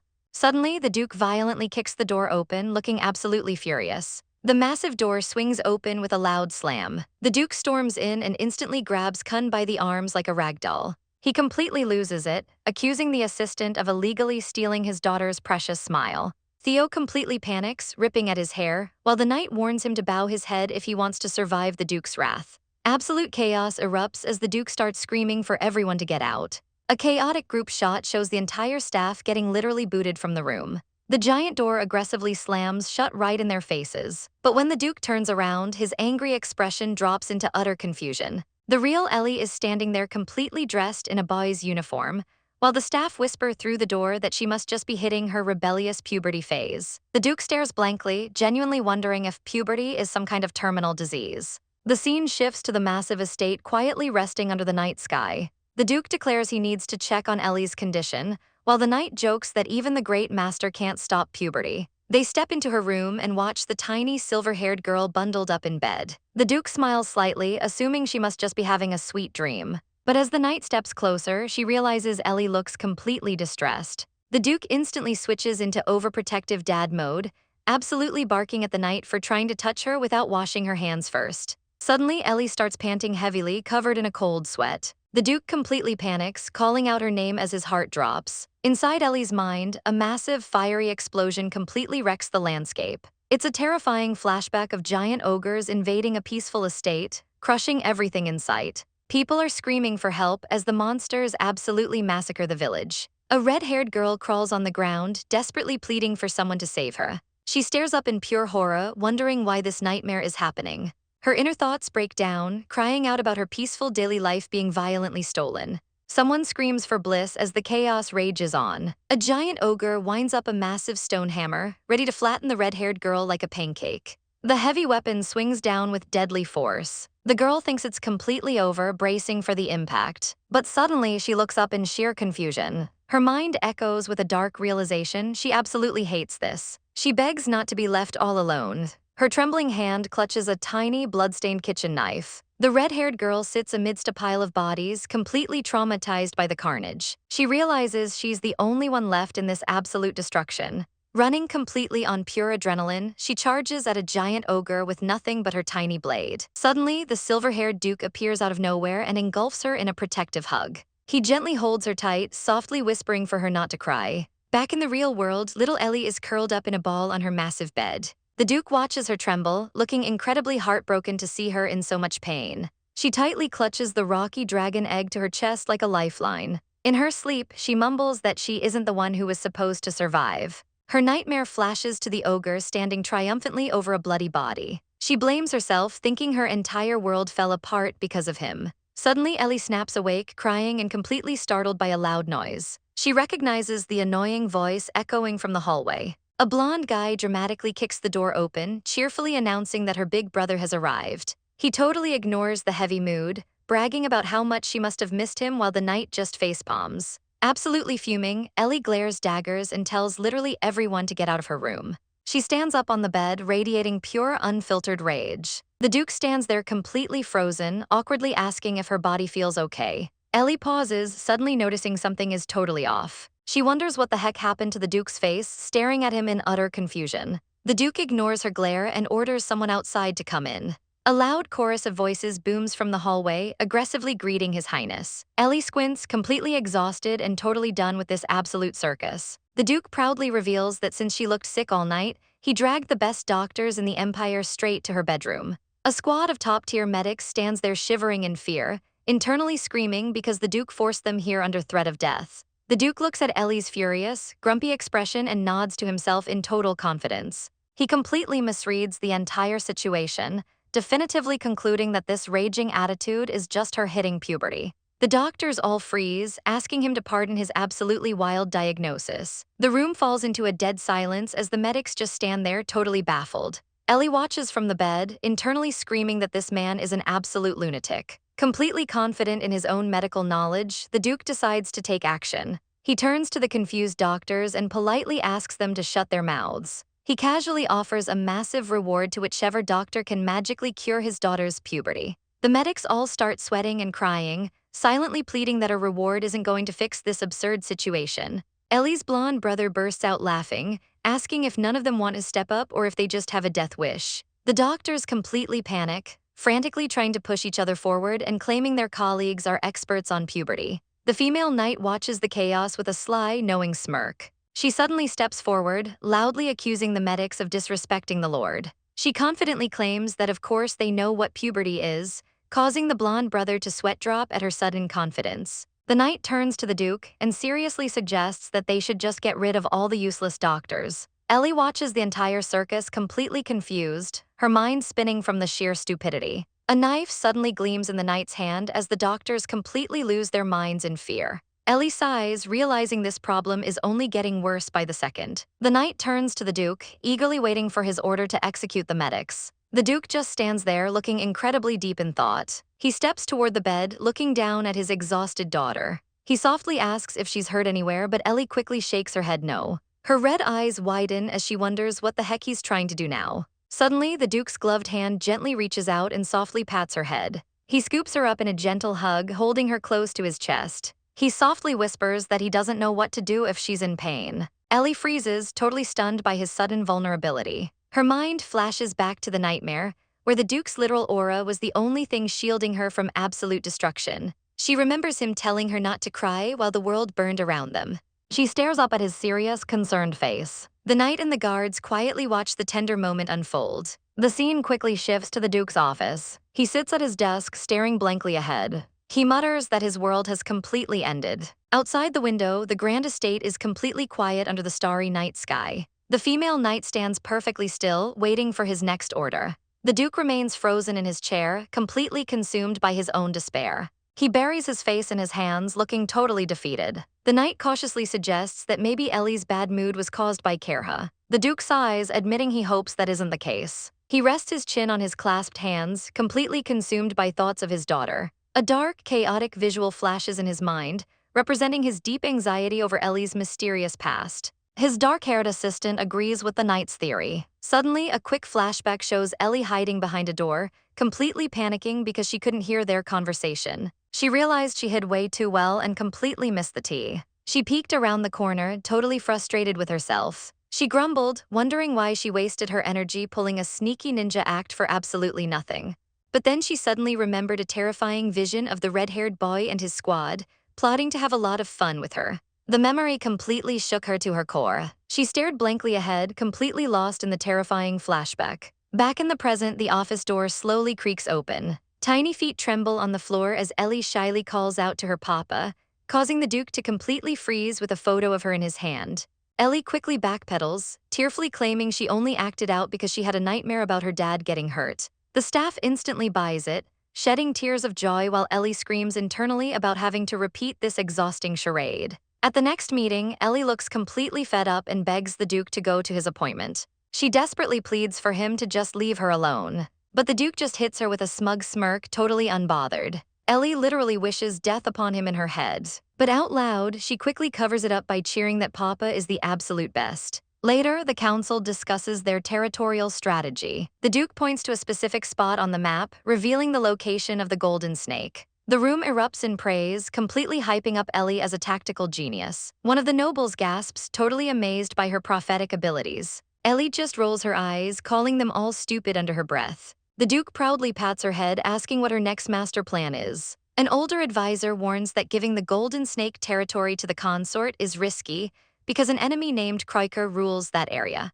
He warns that a violent conflict is basically guaranteed. One of the unhinged knights casually suggests they just slaughter everyone in their way. Ellie immediately shoots that down, sweating nervously as she insists a massacre isn't necessary. The entire council stares at her in awe, completely eating out of the palm of her hand. She realizes giving away this land feels like she's directly stealing from a guy named Edwin. If it wasn't for him, she'd just play dumb and let them do whatever. But having no other choice, she grabs a pen and starts drawing a brand new route on the map. She completely redirects their travel plans. The older advisor watches her movements closely. Ellie proudly slams her hand on the map, declaring they won't even have to face Kroika if they take her pass. The advisor is completely mind-blown that a literal toddler can read complex maps. The Duke smirks like a proud dad, giving her another gentle head pat. But another advisor pushes back, pointing out they'll still have to pass through a dangerous zone called the fireplace. Ellie mentally screams in frustration at the constant roadblocks. Playing her ultimate trump card, she hits them with a blindingly cute smile. She defensively shouts that they should just trust her since they literally just called her a genius. The Duke smiles, totally charmed by her outburst. He pulls her onto his lap and assures her there's no need to worry because she'll be traveling right by his side. The female knight immediately volunteers to tag along too. Soon, the blonde guy and the red-haired boy are also begging to join the royal road trip. Ellie panics, realizing this is turning into a massive, annoying group project. She desperately clings to the desk and yells that she only wants to travel with Bihan. The blonde guy completely ignores her rejection, confidently flexing and joking that they can't get married anyway. Ellie gives him a deadpan glare, wondering if this guy is actually delusional. The older advisor chimes in and suggests they settle this with a fair vote. The Duke agrees, completely ignoring Ellie's internal screams to shut the idea down. The entire council gathers around the table to cast their official ballots. Ellie cries anime tears, absolutely hating that her travel party is up for debate. She whines that she already explicitly said no to all of them. The votes are tallied on the chalkboard, showing 7 votes for the blonde knight. But Bihan barely edges him out with 8 votes, causing Ellie to literally jump for joy. The blonde guy dramatically lifts Ellie into the air, while the Duke just stares ahead in absolute disbelief. The overprotective father got 0 votes to accompany his own daughter. Completely crushed, the Duke sulks in his chair and bitterly tells them to go pack their bags. Ellie's head is filled with happy thoughts of traveling with her favorite guard. She finally snaps her red suitcase shut, totally ready to ditch the estate and hit the road. It's finally time to hit the road and head straight to Rohan. Ellie reflects on how she originally thought her life was over when she first arrived at the mansion. A flashback shows the blonde knight holding her up like Simba while she just vibes in the background. But she quickly admits that she never expected surviving in this crazy household to be this incredibly easy. Dressed in her travel gear and clutching her red suitcase, she happily cheers for her upcoming adventure. Bihan watches her excitement with a soft, affectionate smile. Suddenly, they both hear loud arguing coming from outside. They peek out the window and see the blonde knight completely squaring up against the Duke. Ellie realizes the two men are probably still arguing over who gets to go on the trip. But then Bihan drops a bomb, casually mentioning that the carriage is completely gone. Ellie completely panics, staring blankly out the window as the realization sets in. She watches the black carriage literally roll away down the driveway. Furious, she realizes they left without her. She immediately yells at Bihan to start running. Grabbing her suitcase, Ellie completely books it out the front door, leaving Bihan scrambling to catch up. But before she can get far, the Duke's imposing voice orders Bihan to stop right there. Ellie turns around, absolutely furious that he's still trying to block their exit. The Duke reaches his hand out toward his daughter, commanding her to wait. He stands firmly on the steps and issues a massive ultimatum.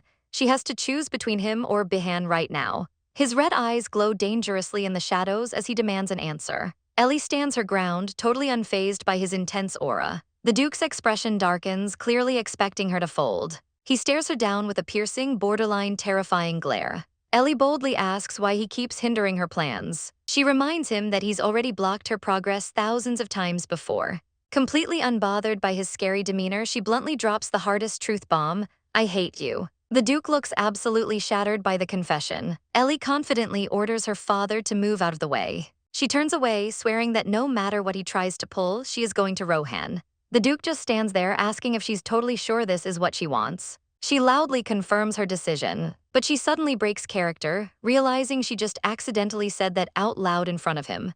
Bihan quickly jumps in to save the awkward moment, loudly announcing he has something to say. The Duke turns his attention to the guard, giving Ellie a second to breathe. He asks Bihan what the problem is. Bihan sweats nervously, desperately trying to come up with a solid excuse on the spot. He struggles to find his words, clearly completely unprepared. He stammers for a second before finally spitting out a totally fake reason. The Duke looks skeptical, questioning if this was really the princess's grand plan from the beginning. Bihan locks in, realizing he just has to fully commit to the lie. He claims that Ellie is secretly preparing a massive gift for the Duke. Bihan confidently explains that since Ellie has always wanted to show her gratitude but never knew how, she specifically chose to go to the unknown land of Rohan just to hunt down a legendary present for him.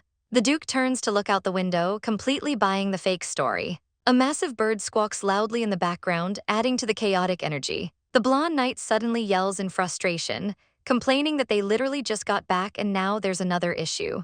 Ellie quietly stands by the carriage, clutching her dragon egg and completely relieved to finally be moving. But her peace is instantly ruined when the blonde kid from the orphanage suddenly appears. He crosses his arms, looking completely annoyed and calling her a fake princess. Ellie glares back, angrily wondering what this annoying kid is even doing here. A massive eagle suddenly swoops down and lands directly on the blonde knight's head, completely digging its talons into his scalp. The knight curses the bird out, demanding to know what it's doing, while Ellie laughs at the absolute chaos. Bihan watches them with a heavy heart, internally doubting his own worth to the group. He feels like his only real value is acting as a translator, assuming that's the only reason the blonde orphan Alec was brought along. Bihan snaps out of his gloomy thoughts as Ellie happily calls out to him. She grabs his hand with a massive smile, totally ready to hit the road.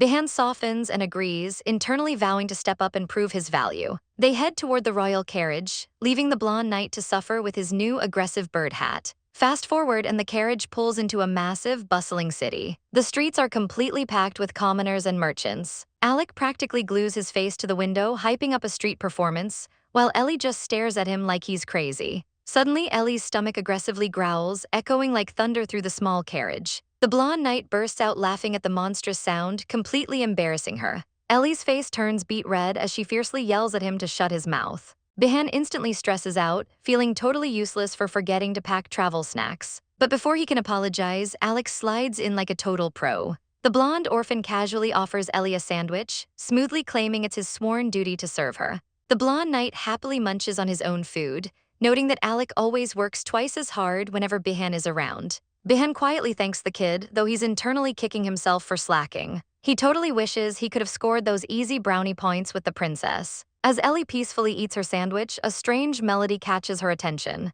She peeks out the window and notices the creepy tune following them down the street. Her red eyes lock onto the source, immediately recognizing the threat. She mentally names him the Long Nose, an infamous, shady figure from her past life. Knowing exactly how dangerous his skills are, she decides to play along. A wicked, sinister grin spreads across her face as she spots the perfect opportunity to gather high-tier intel. She realizes she can extract his secrets without breaking a sweat and decides to drop some bait. Outside, the wandering musicians are putting on a lively show for the crowd. Suddenly, a massive shower of gold coins rains down on the lead guitarist. The man's face twists into a greedy, sinister smile as he catches the heavy loot. Ellie casually tosses even more coins out the window, perfectly acting the part of a clueless, spoiled rich kid. The musician bows deeply, completely eating up the performance. But Ellie knows his humble act is absolute garbage. Behind that fake smile, the man is actually notorious for kidnapping and selling noble children. In her eyes, he's nothing more than a filthy noble assassin. Behan narrows his eyes, his sharp guard instincts immediately telling him something is way off about the beggar. Suddenly, Ellie's stomach aggressively rumbles again, completely ruining the tense, dramatic moment. The blonde knight teases her, asking if she's a literal pig for being hungry so soon. Behan decides to ignore his suspicions, figuring he's just being overly paranoid. The blonde knight cheerfully offers to feed her a non-stop buffet, but Ellie violently rejects it, grabbing her stomach as a terrible ache hits her. The carriage speeds off to find a safe place to rest. Later, at a shady motel, the blonde knight blatantly notes that Ellie literally exploded the bathroom. He peeks into the bedroom, looking genuinely concerned for once. Ellie lies flat on the bed, looking paler than a ghost and completely drained of life. The blonde knight sighs, deciding he has to step up and fix this. He announces he's going on a medicine run and orders the boys to guard her with their lives. He strictly warns them not to try anything stupid while he's gone, though Ellie is too weak to even clap back. As he walks down the hall, the knight scratches his head, totally clueless about what human medicine to even buy. He completely unironically considers hunting down an ogre for its meat, leaving Ellie to sweat drop in bed at his absolute lack of brain cells. Alec watches carefully as the princess groans in discomfort. He politely asks if she needs some warm water, but her stomach answers with a massive growl. She clutches her belly, looking completely embarrassed by her hunger. Alec sweats slightly, wondering what he can do to help his master. The princess looks exhausted, muttering about whose fault this is. Suddenly, a smug blonde kid in a white uniform steps into the room. She ignores him entirely, reaching for the door handle to make her escape. But the blonde boy slams his hand against the door, blocking her path. She glares up at him, annoyed, and demands he get out of her way. He just smiles and asks what she's gonna do if he refuses, completely testing her patience. She totally loses it, aggressively trying to push past him like a tiny bulldozer. He just laughs, mocking her for being in such a hurry. The princess looks ready to erupt like a volcano, threatening his life. Seeing this disrespect, Alec steps in. He stands tall, warning the blonde boy that he won't tolerate any more rudeness toward her. Alec firmly orders him to cut the act, but the blonde boy just lets out a condescending smirk. He challenges Alec, finding the idea of him talking about manners hilarious. Without warning, the blonde boy grabs Alec right by the collar. He viciously mocks him, calling the princess a fake and insulting Alec for blindly serving her. He screams in Alec's face, treating him like absolute trash. He even calls him a barbarian who doesn't know his place. Alec's eyes widen as those cruel words trigger a dark memory. We flash back to a younger Alec getting mercilessly beaten in the snow. He cries out in pain, apologizing to a group of towering, cloaked figures for stealing food. But the leader coldly states they can't go easy on him anymore. With his clan annihilated, they decide it's time to just end him. Young Alec looks up in pure despair as tears stream down his dirty face. A brutal boot comes crashing down on him. Back in the present, the blonde boy smugly claims he's finally put Alec in his place. But something inside Alec just snaps, and he unloads a massive right hook straight into the blonde kid's face. The boy stumbles back, clutching his cheek in pure shock. Alec glares at him, his expression completely murderous. The blonde boy goes feral, lunging forward with a wild scream. The tension in the room absolutely skyrockets. The two boys end up wrestling on the floor right outside the bathroom as the princess screams at them to stop. They roll around like a couple of wild dogs, completely ignoring her orders. Suddenly, the window swings wide open with a strong gust of wind. The princess turns around, her eyes widening in surprise. The fighting boys finally notice the disturbance and freeze in their tracks. The blonde boy covers his mouth as thick smoke begins to flood the room. Chaos erupts as the mysterious gas clouds their vision. The princess immediately collapses to the floor, completely knocked out. A cloaked figure snatches her up like a sack of potatoes and makes a run for it. The kidnapper sprints away with his prize, looking over his shoulder in a panic. But Alec and the blonde boy burst out of the trees, swords drawn and chasing him down. The kidnapper is shocked, wondering how they are still moving after inhaling the sleeping gas. He kicks it into high gear, desperate to escape. He realizes these kids aren't just normal guards as he leaps through the forest. However, his vision starts to blur, meaning this wild chase is far from over. Alex sprints through the dark forest, completely kicking himself for fighting when he should have been protecting the princess. Meanwhile, the princess bounces around in the kidnapper's arms, looking absolutely sick to her stomach. The kidnapper keeps rushing forward with the blonde kid hot on his heels, wondering why this tiny girl is so important. The princess gets incredibly offended, mentally yelling that she's useful for more than just pooping. The blonde kid leaps into the air with his sword drawn, ready to play the hero. He delivers a flying dropkick to the kidnapper, but the impact squeezes the princess so hard she projectile vomits a literal rainbow right into the blonde kid's face. She looks completely dazed as magical, colorful sparkles float around her. The blonde kid screams in pure horror, his flawless face absolutely wrecked by rainbow puke. A quick flashback reveals a bag stuffed full of colorful, highly questionable potions. A long-haired guy named Bihan had smugly packed them for the princess, looking incredibly proud of himself. He had laughed like a total maniac while showing off his weird concoctions. Back then, the kidnapper had actually run into Bihan in the village. Bihan's smug expression had instantly turned dead serious the moment he saw the cloaked man. Back in the present, the chase continues as the furious blonde kid yells at the princess for throwing up on him. Alec pushes himself to his absolute limits, gasping for air as he runs. He deeply regrets not training harder so he could have protected his master. His vision starts to blur as the kidnapper pulls further ahead into the trees. The princess watches the kidnapper's insane speed, wondering if this guy was raised as a human weapon. But the blonde kid refuses to give up, closing the gap once again with terrifying speed. The princess casually thinks back to her past life as a total boss, wondering how she ended up as a kidnapped toddler. The blonde kid reaches out, his fingers inches away from the kidnapper's boot. His eyes light up with victory as he finally makes contact. But instead of tackling him, he just clumsily grabs a handful of the guy's pants. The princess watches with completely deadpan eyes at the epic fail. The blonde kid groans in frustration, realizing he totally blew it. The kidnapper suddenly jerks forward, accidentally bumping the princess's head. The blonde kid refuses to let go and is now literally being dragged through the dirt like a stubborn dog on a leash. Annoyed, the kidnapper spins around and backhands the kid right across the face. The boy's head snaps back, but his eyes instantly fill with pure, unhinged rage. He flips back onto his feet and lunges forward, screaming that nobody has ever hit his beautiful face before. The kidnapper frantically pulls out a metal flute to defend himself. The sword crashes into the flute, creating a massive shockwave of energy. The impact is so strong that the flute gets smacked right out of the kidnapper's hands. The princess watches from the sidelines, genuinely impressed by the kid's combat skills. Alec finally arrives at the scene, completely out of breath and shocked by what he sees. The blonde kid presses the razor-sharp tip of his sword right against the kidnapper's eye. Standing tall, he violently demands to know who ordered the kidnapping. But suddenly, the blonde kid's confident expression completely drops. A massive revolver is pointed straight at him from off-screen, ordering him to stand down. Two more hooded figures step out of the shadows, with one holding a knife right to the princess's head.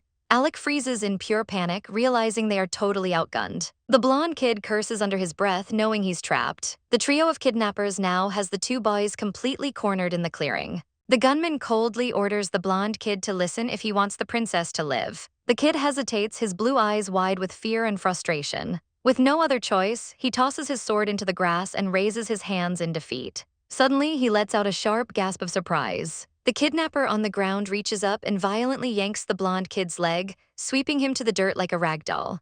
Alex screams out his rival's name in pure horror. But the gunman just cocks his revolver, warning Alec that he'll shoot if he takes a single step.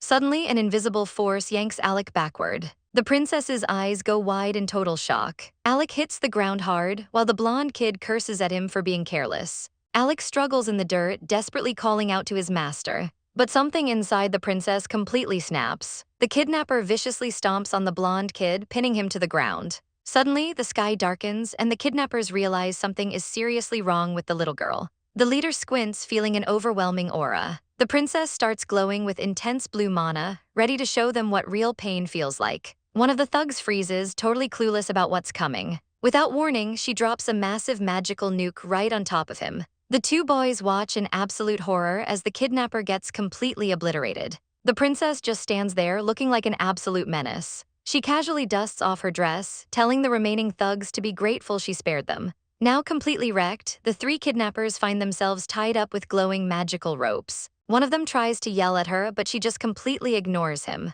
Meanwhile, the blonde kid helps a badly wounded Alec to his feet. The princess rushes over, her eyes filled with genuine worry. The blonde kid tries to play it tough, telling her to just sit down and rest. Instead, she places her tiny hands on their injuries, casting a brilliant healing spell.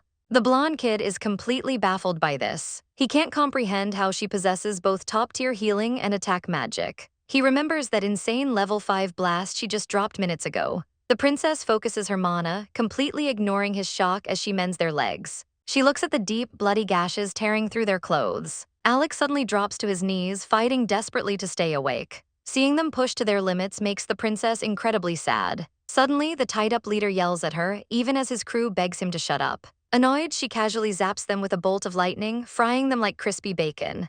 The blonde kid sweats bullets, realizing he is so lucky to be alive after picking a fight with her earlier. Suddenly, we flash back to the princess's past life, where magic worked completely differently. Back then, casting spells required gruesome ingredients like hair or literal lumps of flesh. The scene shifts to a lively tavern in the middle of the night. A mysterious woman smirks, asking a blonde man what his business is. It's Karna, a powerful witch, playfully teasing him. The blonde man Bihan just crosses his arms, totally unimpressed by her outfit. He mocks her ragged clothes, but she insists it's high fashion. Bihan shrugs it off and casually asks how the devil is doing. Karna's eyes narrow sharply, warning him not to pull anything shady. Bihan just relaxes, noting that living as a human has definitely weakened her. Karna changes the subject, bringing up a juicy new rumor. Bihan completely freezes when she mentions that the devil apparently had a baby. He demands to know if the devil actually married a human.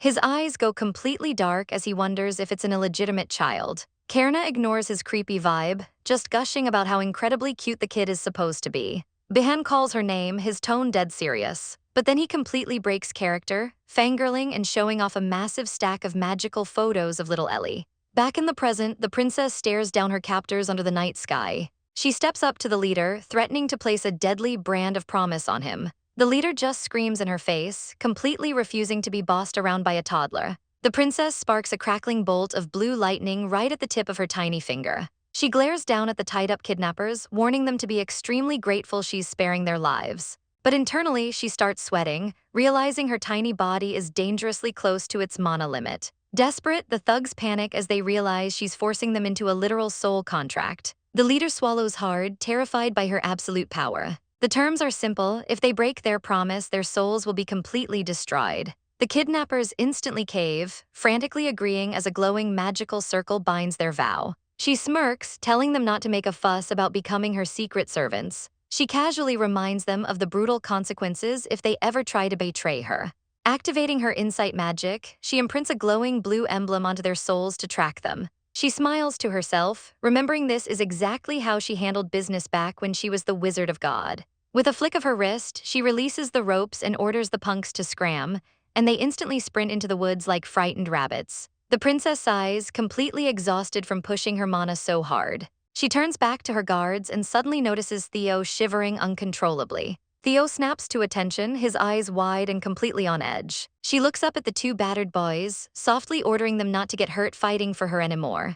Theo's face flushes bright red, totally moved by her words as he drops to one knee. A quick flashback shows a memory of Bihan casually holding a sword, ruthlessly mocking someone for whining over a scratch. Back in the present, the princess tries to thank her guards but quickly stops herself. Suddenly, the mysterious rocky egg in her arms begins to pulse with an intense, magical light. She stares at it in absolute awe, wondering if it's finally ready to hatch. But the glow quickly fades, and the egg jiggles side to side like it's saying not enough. The princess tilts her head, completely confused about what this rock actually wants. Losing her patience, she starts shaking the egg, demanding to know what it's lacking. A little thought bubble pops out of the egg, playfully asking her to give it something. Suddenly, a wildly realistic human face appears on the shell, puckering its lips and asking for a kiss. Fast forward to the next morning, and the princess is absolutely screaming her lungs out. She totally spazzes out, violently beating Bihan with a pillow while calling him filthy. Bihan just laughs it off, flexing his abs and bragging that he's the first guy she's ever physically attacked.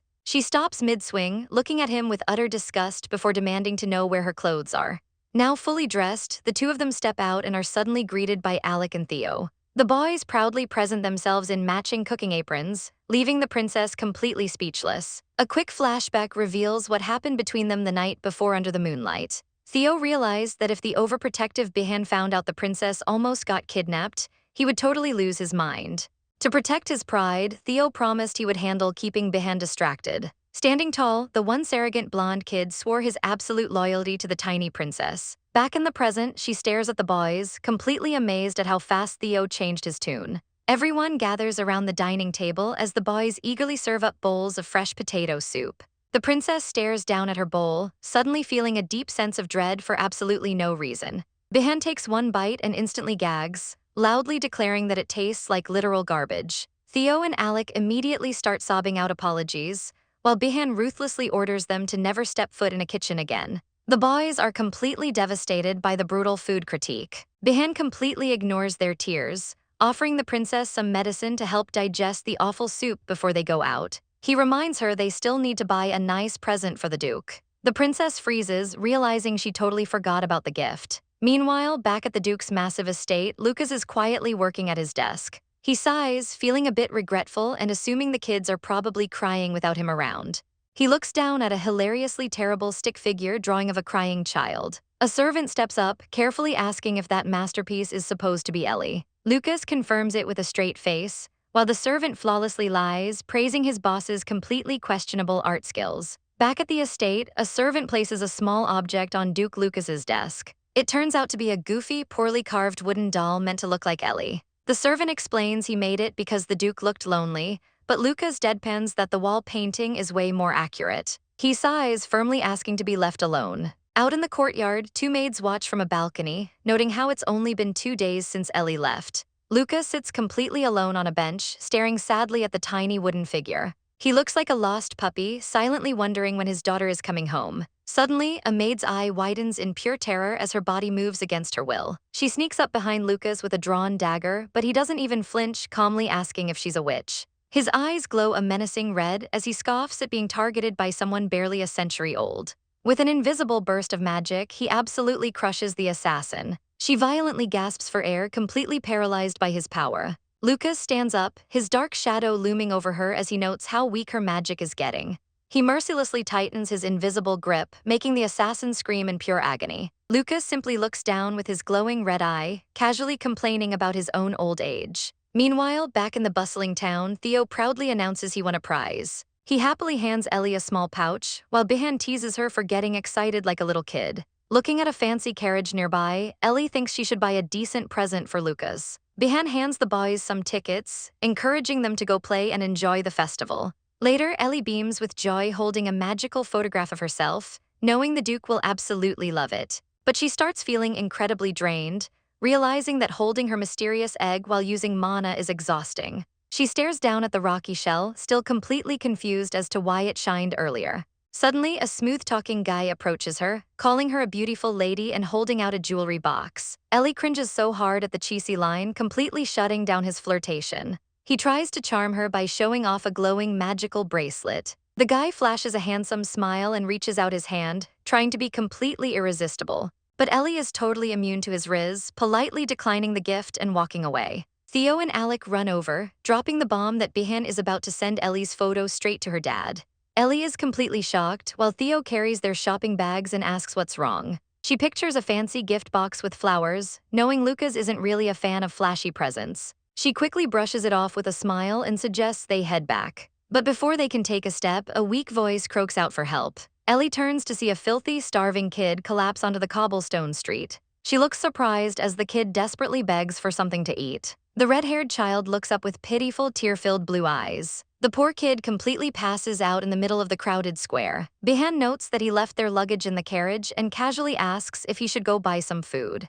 Moments later, they present a massive pile of freshly baked bread and potatoes. Ellie sweat drops, staring intensely at the massive carb overload. She seriously wonders if they went a little overboard at the bakery. The starving kid absolutely demolishes the bread, while Theo gently tells him to slow down so he doesn't choke. Watching the kid eat, Ellie suddenly realizes something crazy. She remembers Lucas's face, noting that this random street kid actually resembles him. Theo points out the similarity out loud, and Ellie instantly loses her mind, angrily shouting at him. Theo insists they look identical, but Ellie stubbornly yells that they don't look alike at all. Alec watches quietly, wondering why she always gets so incredibly defensive when they talk about the master.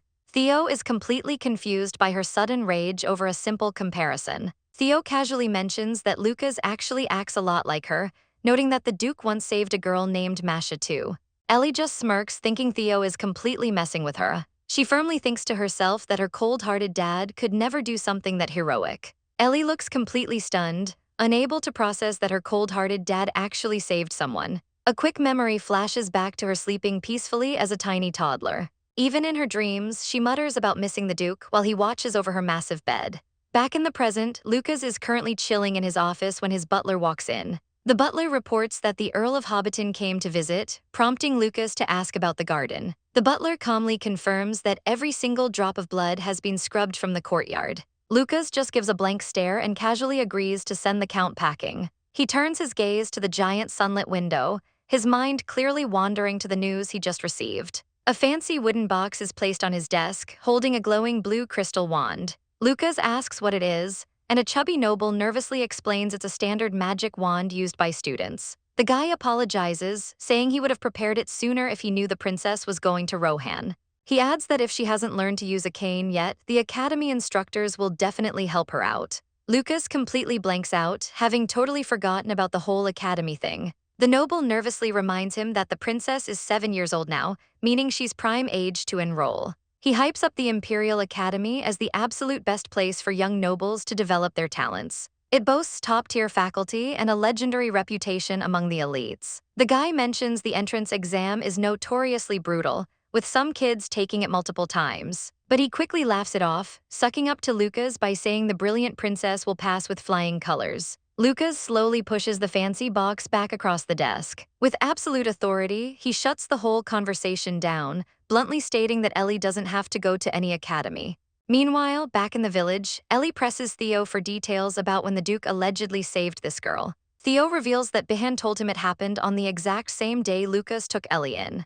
Ellie's red eyes widen as the gears in her head start turning. A fuzzy memory surfaces of Lucas gently hugging her, telling her not to cry like a totally normal, loving dad. She aggressively shakes her head, snapping out of the illusion and yelling at herself to wake up. She quickly turns away to hide her flustered face from the boys. Looking down, she opens her hand to reveal a beautiful glowing pendant. Suddenly, the mysterious rocky egg starts shining with sparkling magical energy. Ellie gets super hyped, pumping her fist and yelling for the group to get moving. She practically vibrates with excitement, ready for their next crazy detour. Suddenly, a wildly aggressive goblin lunges forward with a terrifying screech. In a flash of steel, a sword cleanly slices through the monster, sending it crashing to the dirt.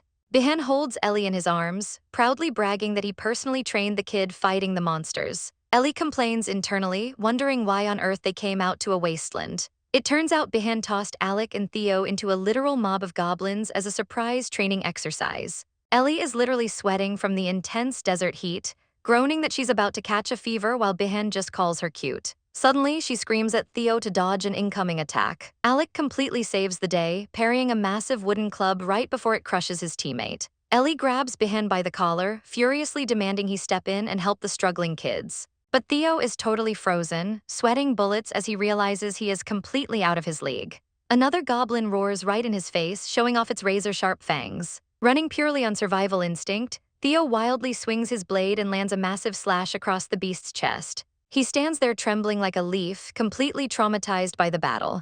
Bihan just chuckles like a maniac, suggesting they literally feed Theo to the goblins. Theo's soul absolutely leaves his body as he realizes his instructor is dead serious. Bihan ruthlessly declares they'll keep Alec and just throw Theo away like trash. Theo looks absolutely crushed, sweating in pure panic in the middle of the battlefield. Ellie starts furiously slapping Bihan's chest, while he just laughs it off like she's tickling him. She completely loses her mind, screaming at him not to lay a finger on her loyal guard.